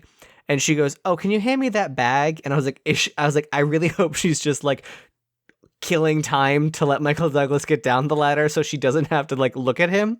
That's what I thought we were going for. But no, she pulls out the like janky ass silver star and puts that on top. She's apparently kept and never put on the tree for 20 years. No, 10 years. The kids were like 5. It was about 10 years. Yeah. That's insane. That's a crazy person's thing. It's her house. So this culminates with the kids are like, well, you guys are insane. I don't want to be around you. We're leaving. And then the daughter's doing some heavy petting in a car In her own driveway. Yeah. Well, the parents are oblivious. They don't care. I know, but like that just seemed, I was like, in your own driveway. Really? Yeah, because it's not making out. It's like Titanic-esque steamed. Yeah, it's a steamed broccoli situation. Clothes are off. Yeah. And they're like to the point where she smooches against the window, and she's like, "That's like looking at the house with a expression like that's weird," and then goes, "Oh my god, the house is on fire!" They go running in, the tree's just totally engulfed. Mm-hmm. And then Michael Douglas gets the fire extinguisher, and like doesn't know pass. Yeah, it's like I guess 1989, like there's not as much. Like, how many times have you seen a character use a fire extinguisher in a movie or television? Like hundreds, right? Easily. Mm-hmm. It looks like he's never seen a fire extinguisher before. He's holding it like with two hands up in the air as if it's this bizarre tiki idol or something. Fertility idol. He's like Indiana Jones with a bag of sand. I'm like, it's a fire extinguisher, man. And then he's like, danger, contents under pressure, flammable if incinerated, do not puncture. And I was like, okay, I understand. Skip ahead. Like, not everyone knows pass. Like I feel like it's something they only recently started teaching in like work training. I've never heard that acronym. Pull, before, aim, but it squeeze, and sweep. Yeah, it makes sense. Yeah, I without even you describing it, I was like, well, pull, aim. I didn't get to squeeze. I thought it was shoot, but still, same thing. Pull, aim, squeeze, and sweep, back and forth. It just reminded me of the time when the toaster caught fire in our house, and everyone forgot about the fire extinguisher until after, when I was like, guys, the fire extinguisher's under the sink. Or the time that the grill caught fire, and I was like, fire extinguisher, and nobody knew where it was, and then Dad came in missing a lot of arm hair. Oh, was that? No, I wasn't there at that time. 2 years ago. Oh. I wasn't there because it was arm hair, and wasn't it almost a little eyebrows? Bit of eyebrow, but not so bad. Yeah. Oh, I didn't want to bring up the hard part, but yeah, it was like there was a pinhole prick in the line from the gas tank to the grill. Jesus. Like the hose got cracked, and so I was like looking out the window, and I saw Dad at the grill, and then I saw fire, like a fireball, and I was it was oh, God. That scene in Christmas Vacation where not quite as it's you know not quite as funny, because I thought our dad was gonna get killed. Yes. So it was more like, oh God, oh God, oh God. But it was like, fire extinguisher, where's the fire extinguisher? And then we were all kind of scrambling, and I was like, it must be under the sink. And in the time it took me to like scream about it, he had already disconnected the line. Well, that's what he did, but he disconnected the line, called the fire department, put out the fire, bandaged his own arms. He was like, the thing was, the hose, right? That connects the tank. Imagine that it just starts spitting. It's like a flamethrower. Yes. So he was like, well, but the problem was the tank got hot. So he was burning his hand to close the valve. So he had to go like, turn out. And so he burnt his hand. It was bad. I was being facetious about our father. Put a fire extinguisher next to your grills, folks. If you're not listening, next to, but like, close. When you're grilling, have a fire extinguisher available. But anyway, so he finally puts the fire out, and then he goes right into like Hands on the Hips. What was that movie we watched recently that I was talking about how much I like this type of character that's just like completely unearned confidence, but just being like, oh, I don't know. He puts the hands on the hips and he's like, don't worry, everybody, I've taken care of it. It like spikes the camera and his tooth glints kind of Yeah. deal. I'm trying to think who. It was recent because I was talking about how that was the basis of my D&D character. It's not that important. Yeah. And so Kathleen is just like, if looks could kill, he would be dead on the floor. Because she said, it was Big Trouble in Little China. That's what it is. Because when it blinked, she said it must be a shorted fuse. Right. And he says, no, an ornament touching a light bulb, it's fine. And so she's like, oh, I guess it wasn't an ornament touching a light bulb. And he's like, you could have been right. No, he says that. And she goes, well, you're always right. And just like withering glare and walks away. I love that she mentions it earlier in the movie, but this is the first time we see it, that she was like, I traded in the Volvo for a crazy 4x4. and it's just like a bizarre car that she wants. It's got like jacked up mud racing It feels like tires. the car that the neighbor would drive in Honey, I Shrunk the Kids. Yeah, for sure. It's or like Biff a big Tannen's car. it's very much that of like, or you know what it is? It's Grandpa's car from The Lost Boys. Oh yeah, it is. It is 100% Grandpa's car from The Lost Boys. Weird choice for a woman who's like, I'm gonna start a catering business. Like, you would think a van, like something with a lot of room in the back for your stuff, or something elegant looking to meet with clients instead of like. Hung, hung, hung. Although the idea of like, oh. I'm meeting with the caterer for my wedding. Her husband is a Wall Street lawyer, and she decided to open her own catering business. And then this monstrosity pulls up, and then Kathleen Turner steps out. Like, that to me just would be the best. Oh, for sure, for sure. They also have a secret. There's like crystal glassware banging around in the bed. Yeah, rattling. They also have a secret coat closet in this house, which I loved. Oh yeah, she like bangs on it in the right spot and it opens up. She pounds on the wall, and I was like, "Oh, she mad?" And then the panel like pops open, like those medicine cabinets you push, and I'm like, "Secret coat closet." And then this is where he's like, "Look, if you give up the house, I will pay you." First, he says $163,800, and she's like, "Where did that come from?" And he's like, "That's what we pay the housekeeper. You do the same thing, right?" And I was like, "Whoa." Well, no, it's not. That's what we pay the housekeeper. That's what we pay the housekeeper annually times the number of years we've lived in this house. Well, because later, like, wow, you don't pay your housekeeper enough. Later, he says, I tripled it or something. He eventually says I tripled it, and it gets up to like half $490,000, $4,900. Wow, I can't math. It's almost $500,000. $490,633. I wrote down the exact number. I wanted to use it. And it's just like, it feels like, again, like he's basically saying, "Oh, you're the same as a housekeeper, right?"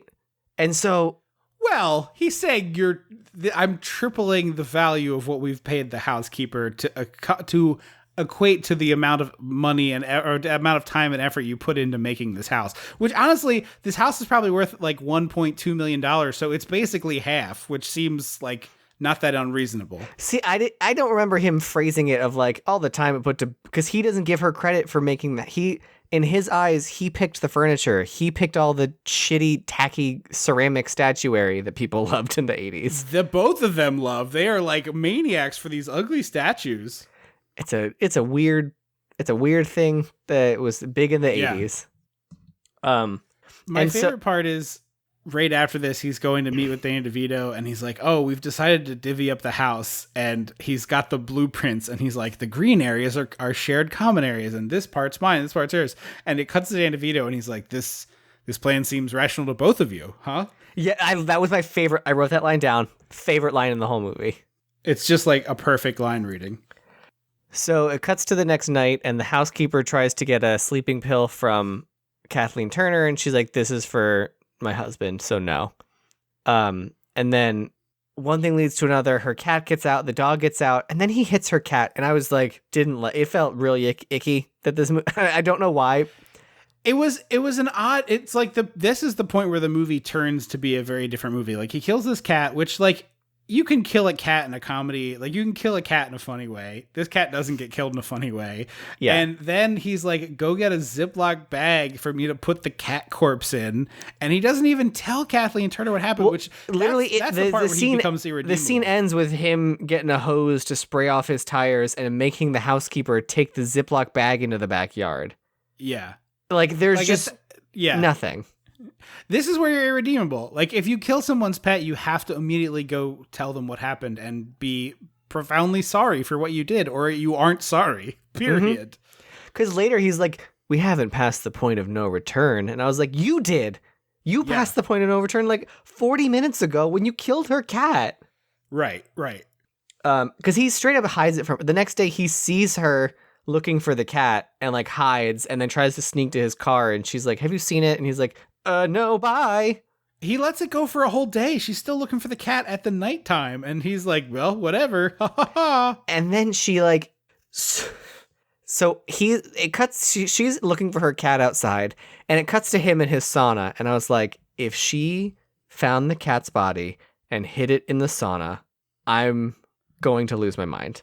Oh, that would be too gross. my brain kept going further than this movie wanted to. Right. So, because it's like a close up on his face in the sauna. I was like, he's about to be like,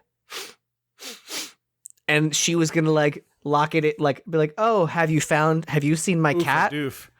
Yeah, that's too dark for this, I think. Not for the third act of this movie. They don't get to cat in the sauna dark. They get dark, but that is another step. It's on par with Freddy Krueger would see that and be like, whoa, what are we doing here? Let's not get crazy. Maybe. So she's like, I think you know what happened. Like, come on, animals have like some dignity to them. You're being gross.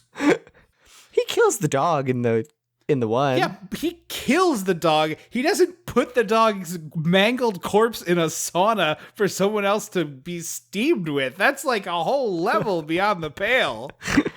Even I have limits, Jesus.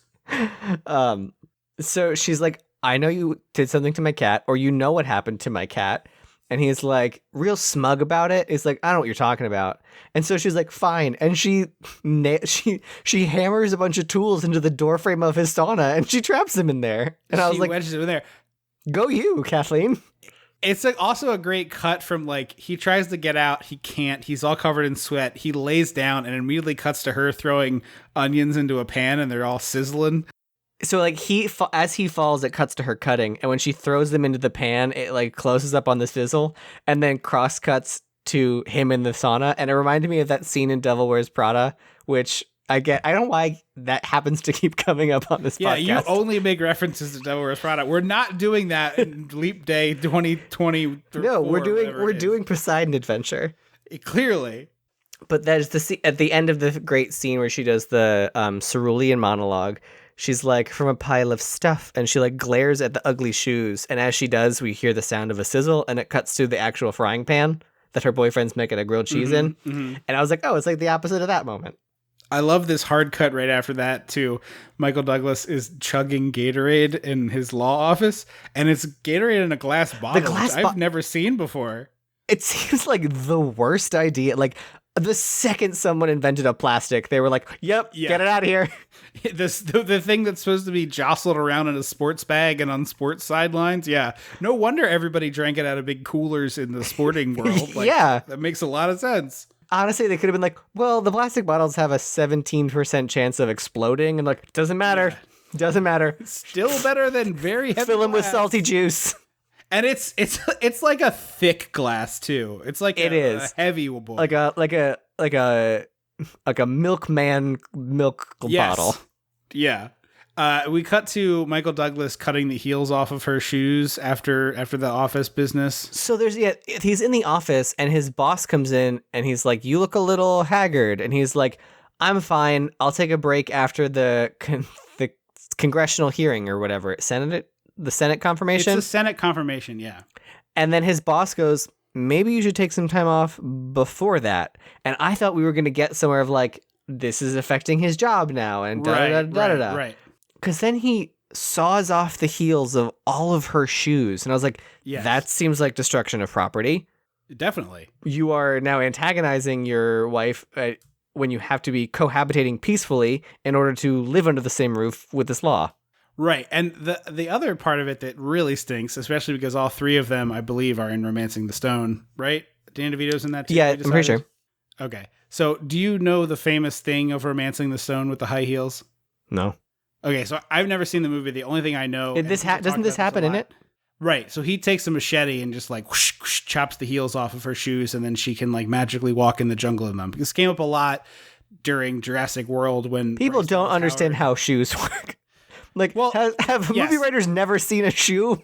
Well, I mean, they're mostly men, so probably not. But it came up a lot in Jurassic World because Bryce Dallas Howard was talking about how stupid that was. Like, she made the point you did, and then everybody else, myself included, were like, sure, but your job is such that you should probably have a pair of sneakers in your desk and have changed into them. You're tromping through the woods and outrunning a goddamn T-Rex in high heels. Like, come on!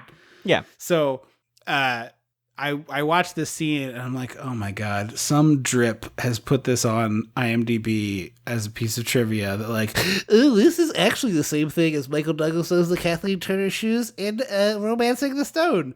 Yeah. Guess what's the number 2 piece of trivia on IMDb? I the only reason I knew that is because I read the trivia of IMDb. That's not trivia. Why not? Just that a thing happens in 2 movies with the same but actors. it's not like this character.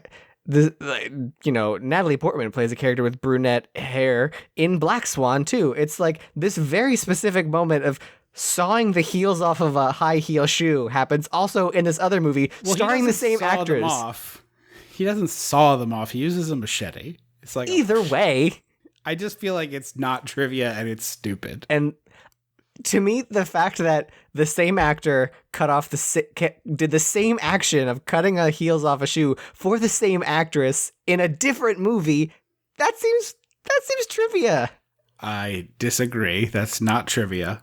Anyway, we cut to her in Danny DeVito's office, and he's like, "Let me tape this conversation." And he pulls out this Gigunda tape recorder with an attached microphone. And I'm like, "Hey, there's a podcaster." Yeah, right. It's got the big wheels, the big reels of tape, like the reel-to-reel high 8 or whatever they were called. But she immediately, despite the fact that he's recording this conversation, is like, "How about I fuck you, Danny DeVito? What would you think about that?" She offers to pay him, and he's like, "That's illegal." Like looking at, and they both like look at the microphone. I don't think she verbally says like, let's fuck." Yeah, it's like there's something I could do. There's something else. Is there something other than paying you? Is there anything I can do? Because she gets on the table and kicks off. Because she's like, "I remember what you're into. You 3-foot tall weirdo." And she like kicks off. She kicks off her heel and like puts her foot in his crotch. And he's like, I think he's like, "I haven't been into feet since 82 or something." 80, yeah, that's exactly what he says. And she's on the floor. He like knocks her to the ground. Like, "Will you stop this? We can't do this." Yeah, exactly. And it's an impressive kip up from whoever the stunt person is. Yeah, because she's like on the ground, like sitting like a mermaid. And he was like, "Button up and let's stop this." And she's like, "All right." And she just kip ups to her feet. It's so silly. There's like 5 moments where her gymnast background pops in is like extremely relevant. It's so that has to be something from the book, right? Like. I honestly to put this in the book. To be like, what if we made her a gymnast? Seems like the weirdest choice for a movie. Yeah, especially it's like the only other evidence we see is she does a handstand earlier, which like while impressive is not all that like I know many people who do yoga that can do those. Yeah, I can't. I'm jealous, but just yeah. So Sean Astin's leaving for college, and his dad's like, "I made you some sandwiches for the road," and like it literally looks like he just smeared pate between bread with. Like chives. Yeah, they're the thinnest sandwiches. Like bread is touching bread on more than 50% of the sandwich, which is not a sandwich. It's weak. It's a weak game. And Sean Astin's like, "I'm good. I'm gonna leave." And because he's like, "I want to talk to you about relationships. Don't get into it with your heart. Don't let your emotions get like help you decide on a relationship." And I was like, well, that should be what helps you decide a relationship. Yeah, that's sort of the whole deal there, Daddy. Dougie.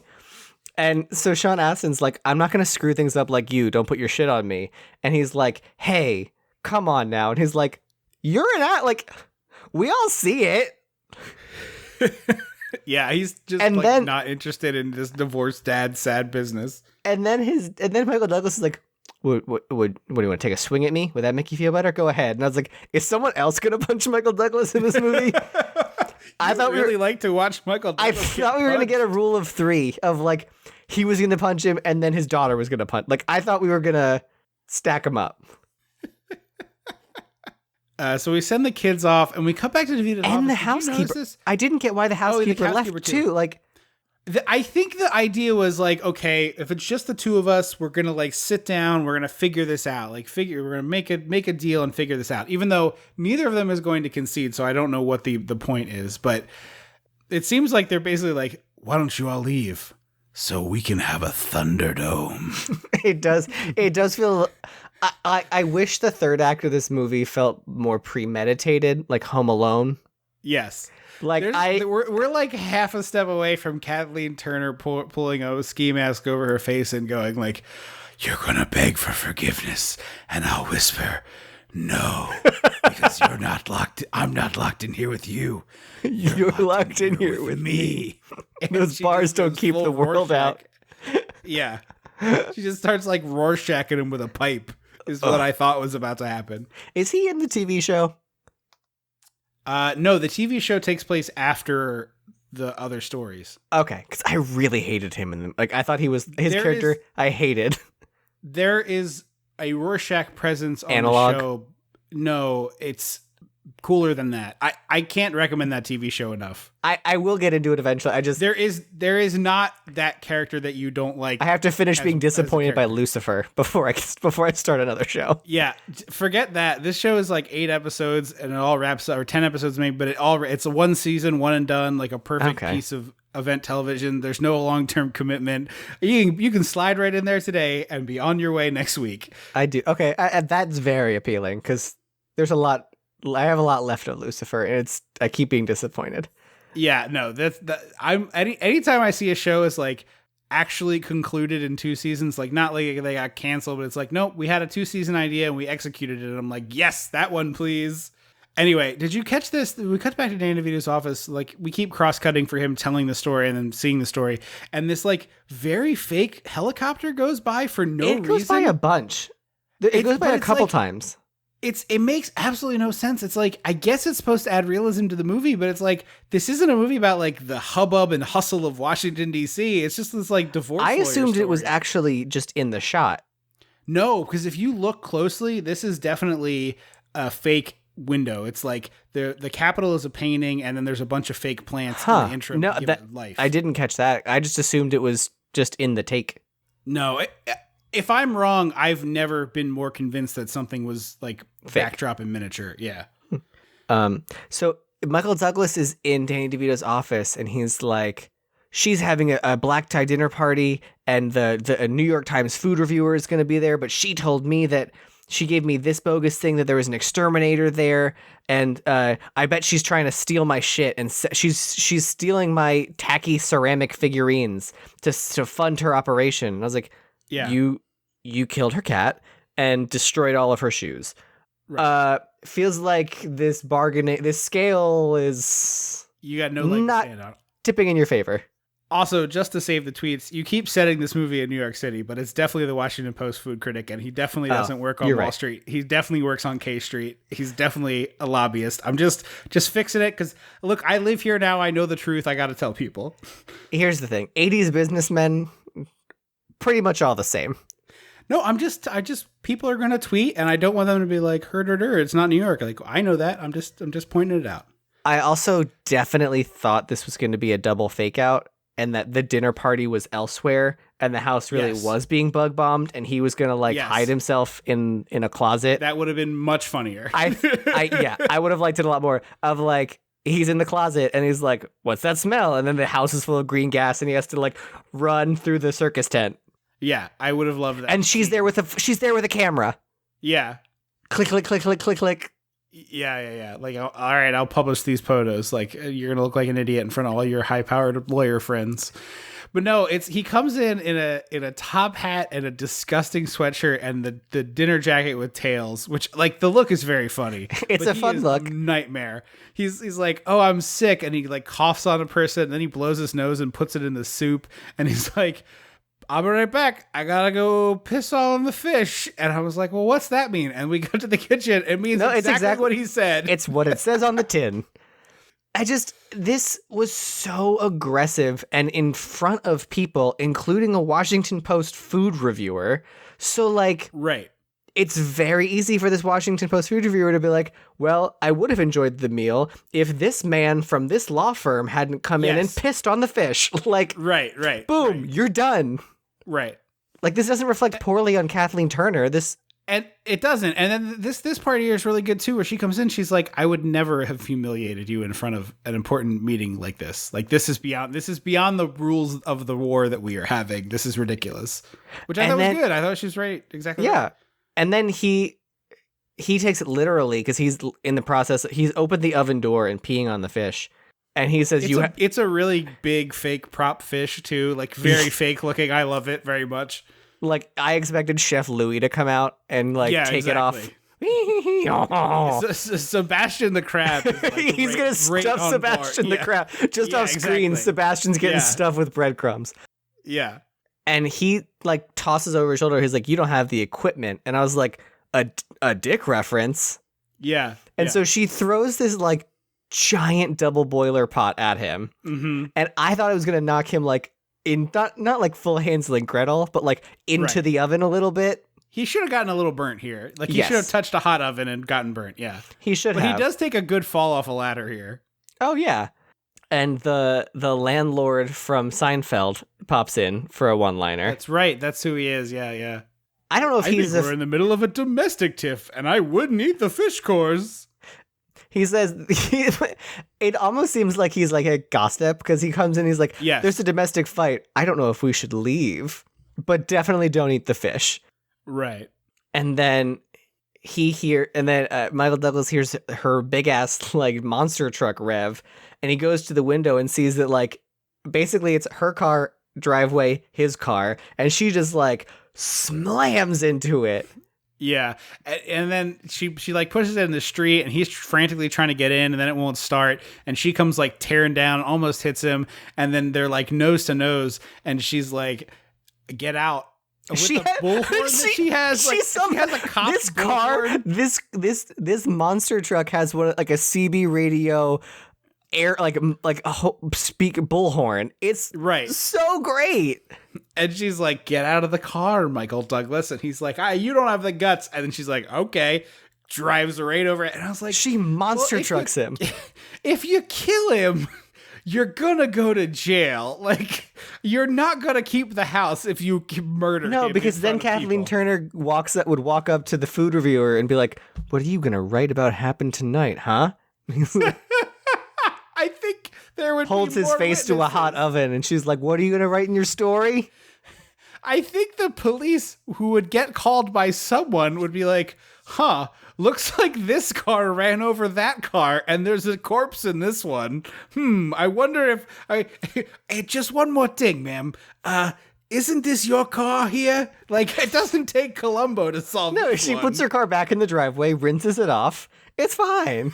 Rinses it off. It's like exactly the tire print. I feel like she's done for.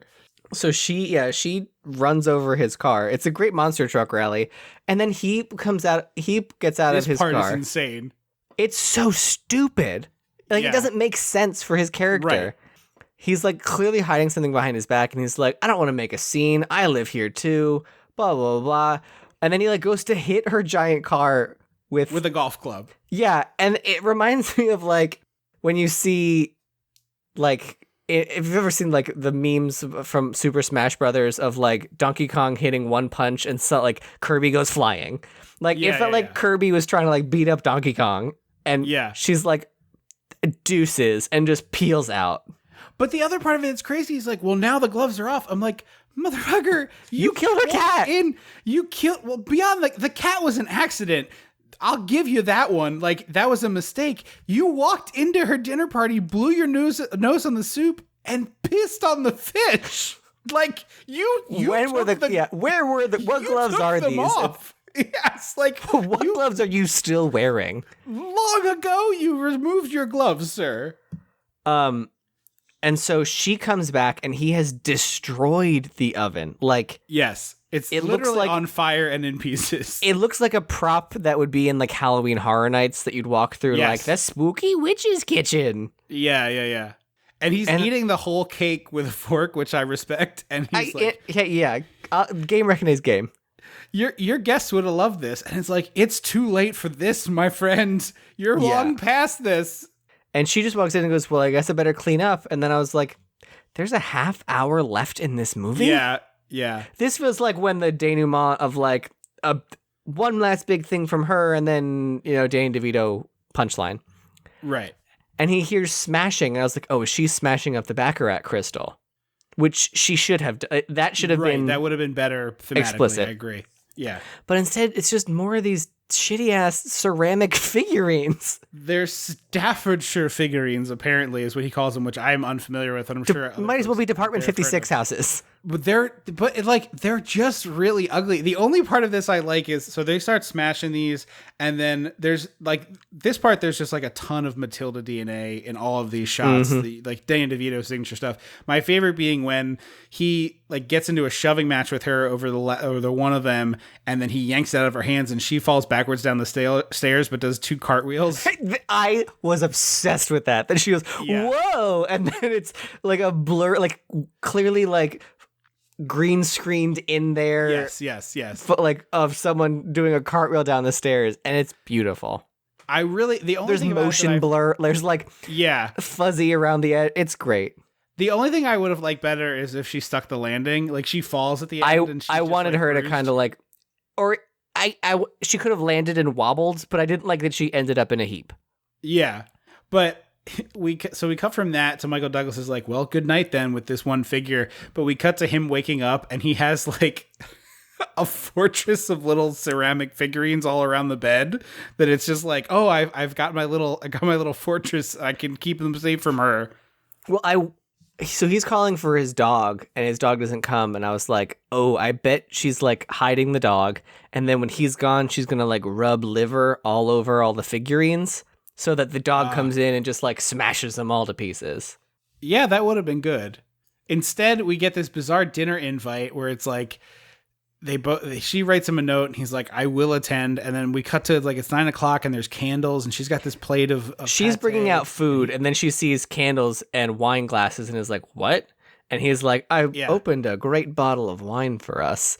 Because I was like, oh, he's delusional. He thinks this is a makeup scene. And this is clearly her like, this is the last time I'm going to ask. Leave the house. Yes. And so it's like, I hope this wine isn't poisoned. I hope this pate isn't poisoned. They start eating and drinking. And then she's like, oh, by the way, this pate is your dog. And I was like, whoa, this is like, again, Freddy Krueger pops in. He's like, whoa, what are we doing here? You're feeding him his dog? What? Your Freddy Krueger is like almost Hulk Hogan. Well, that's what Freddy's energy. It's very close, like. But this is the part where he's full on delusional because he's like, I still love you, and I know deep down you still love me, and we should be together. And I was like, no, in no uncertain terms, you two should not be together. And then he's like, we haven't crossed the point of no return for either of us. And I was like, well, you killed her cat, and then ruined every single pair of shoes she has, and then ruined her dinner party and pissed on the fish. So like, I feel like that's a couple different points of no return for me personally. We're beyond the pale. Yeah. And then she gets up and she's like, well, that depends on what you mean. And that's where she says like, this is your dog. And I was like, I really hope it's not. And then they give you a quick cutaway of the dog outside. And I was like, oh, thank God. Yeah. Oh, thank God. Really good safety scene. Yeah. But like I said, that's too dark for even a good old Freddy. But I also, just again to like kiss Danny DeVito's ass, they shoot them with these like really tight close-ups, like super tight on their mouth, super tight on the eyes, and it really ratchets up the tension of this scene because again, like we as the audience are like, Michael Douglas, what are you thinking? But he thinks this is reconciliation territory.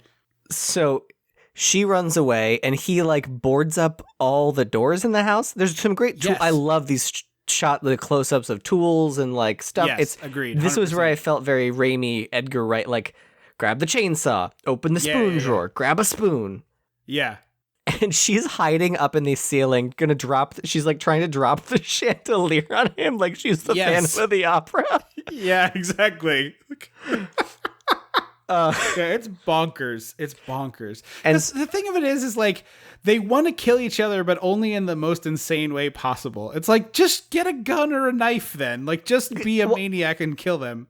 That's what I think I needed more of the... That's what I appreciated, was that it wasn't, I'm going to stalk you with a knife. It was like, I need to drop a chandelier on you. Like, right. I need to board up all of the windows and doors in this house, and then like rig up the china cabinet with a broomstick so that when you crawl underneath, like it was elaborate. And then it gets real rapey in like 3 minutes. And I was like, this is a level it didn't have to go to. Right, exactly. He goes up in the attic and he gets this attic attacked by this fleet of mousetraps, which is really the attic funny. Doesn't have a ladder. No, like they there's have to, no climb into it. It's weird. Yeah, I think that's not all that unusual, but it is. I agree, it's weird. But yeah, it's like they go up in the attic. He starts trying to force himself on her, which is just gross. And then it's like she's into it, and he's dumb enough to fall for that. With clearly she's like just trying to save herself here. And she bites him in the dick. To the first time they had sex in the movie. Oh yeah, which is like she calls his penis something special. I forget what, the Bald Avenger or something like that. I think that's and then right. Bites him in the dick. Yeah. I was like, yeah, you go, girl. Bite him in the dick. Yeah. And then she drops his ass out of the attic. Yeah, he takes a fall that would kill most mortals, but obviously doesn't kill him. And then there's like a bit of comedy where he's like rinsing his bit penis in the bidet. The bidet. I'm like, I don't feel it was bad. bit because he was trying to rape her. Right. Like this, like I don't have any sympathy here. Like he's the bad guy. I don't know what movie you're making, Danny DeVito, but he's the bad guy. Yeah. And then Susan shows up, the housekeeper, and I was like, she's going to be so confused. Yeah. I also didn't know why she came back. Like, did Kathleen Turner call her? I think she cares about them. Like, it's several years she's lived there. Like, I think she just cares about these two people, and she knows that they're going to kill each other. Like, she is like, like these two people haven't realized it yet, but they're both over the deep end. Like, it's a bad time right now. Yeah. And this was a great comedy where she sneaks in the house and Michael Douglas throws a like ceramic pot at her, and he's like, "Oh, yes. I'm sorry. I thought you were Kathleen Turner." And she's like, "What?" And he's like, "Let's leave." And he like takes a hammer and like takes all the boards off the front door. The door. Yeah. And she's like, "Where's Kathleen Turner?" And he's like, "She's fine." And she without saying it so goes, "I want to hear that from her." And so he calls into the house like, "Honey, Susan's here." And she wants to know you're okay. And you hear Kathleen Turner be like, "I'm fine." And he like shoves her outside. She's like, "Please come outside with me and let's talk." And she goes outside and he goes, "I forgot something, Barbara," and then slams the door. And so she calls Danny DeVito to come over while they're in the house fighting. And we bring back the small Japanese statue from before. And he smashes it. Oh, because he says, "Say it's mine and you can have everything in the house." And I thought this was going to be a moment of, I didn't say you could have the house. He specifically says you can have everything in the house. I was like, oh, is this going to be a back and forth? And instead it's just an even more boss bitch move where she goes, "Okay, it's mine." Yeah. And so he smashes it.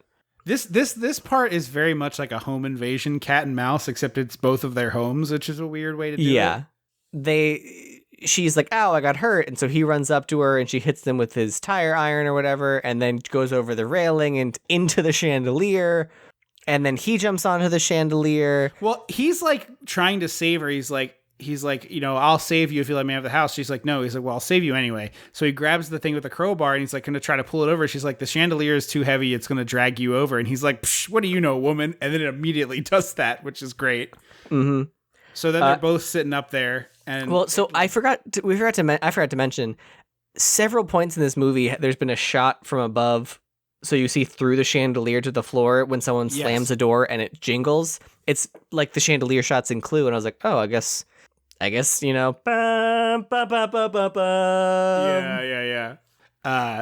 the chandelier starts like breaking and dangling, and it like gets to the bottom of it, and like meanwhile Danny DeVito is there and they're screaming for help, and it's down to like the last 2 wires holding, and Michael Douglas is like, each of those can hold 200 pounds easily, like we're safe. And then as they're like trying to break in, we cut to the fuse box where it's like the wire didn't break, but it did come it come unscrewed, the fixture, yeah, and then they go crashing into the ground. And I was really stunned here. Is like he puts his hand out and she like to touch her, and she's like, "Ugh, get away from me!" and flicks it away. Well, she slowly grabs it because she's weak, and I was like, "Oh God!" And she throws it, and I was like, "Yes, girl." Yeah. And they're dead. Yeah, they're dead. I was flabbergasted that this ends with them dying. And I was reading this article with Kathleen Turner from a couple of years ago, and she was saying the studio was like, no, we need an ending where like they go away in separate ambulances and like they're both alive. And all 3 of these, Michael Douglas, Kathleen Turner, and Danny DeVito were like, no, we're not going to film that because we'll use it. That's not how this movie ends. They die. And it was like a real big, like... I find this ending deeply unsatisfying. Oh, interesting.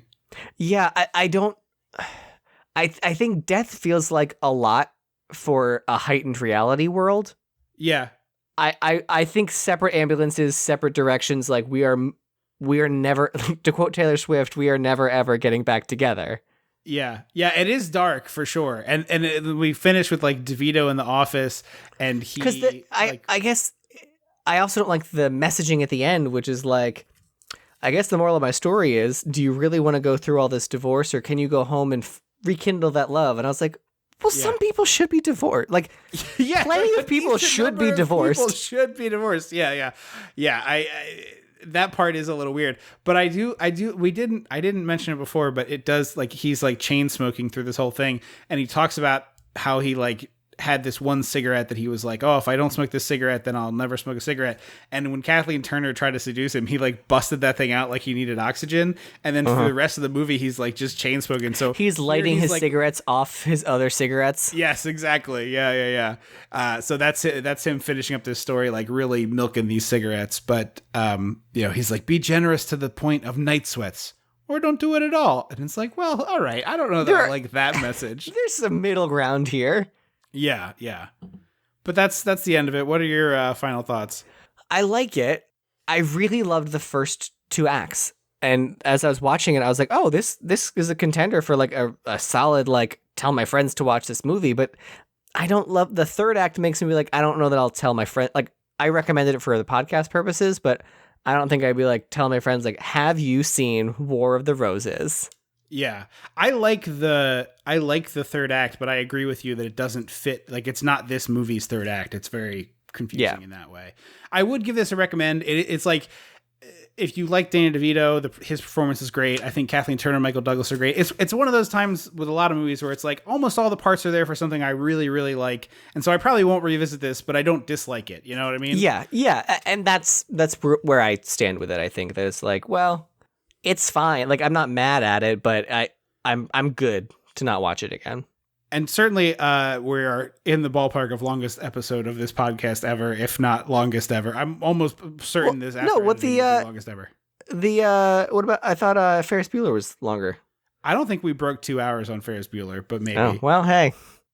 We are over 2 hours in this point in the recording, so we'll see what we end up at. But yeah, so that's 2 light recommends, I suppose, is where we're at there. Is the... It's available on Stars at the time of recording. That's right, yeah. So yeah, it's got a lot if you like Danny DeVito. It's got a lot if you like either Kathleen Turner or Michael Douglas. So, all pretty good. Ferris Bueller is 154. I think we're going to be over that, so we'll see. Yeah. Don't forget to check out the show on Facebook or Twitter. It's at Dissect the 80s on Twitter. We'd love to hear from you. We got a really nice tweet the other day from a listener. That's always nice. If you haven't reviewed the show yet, please go to do that on whatever platform you use. If it's not iTunes, send us a screenshot to dissectingthe80s@gmail.com, and we read those on the air. So go review the show. You haven't done it yet? Get off your ass and review the show. And tell 2 friends if you like it, because that's the best way to hear about new podcasts. We will be back in 2 weeks with the end of Listener Request Month, which is Outrageous Fortune. Official Listener Request Month. That's right. Well, unofficial bonus. Main feed, listener request months. And then we're over on the Patreon for the final listener request month episode, which is Frog Quest, Frog Dreaming, aka The Quest. aka The Quest. Yes. So that'll be in June. So if you'd like to hear that, head over to patreon.com/dissectingthe80s and check that out for $5 a month.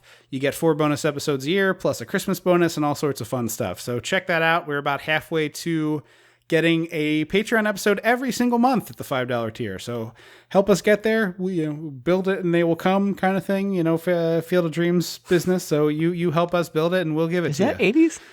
I think it's 91. It might be 89 though. Thank you so much for listening. I have been Trip Lano. I will always be Andrew Lano. Until next time. Don't you forget about me.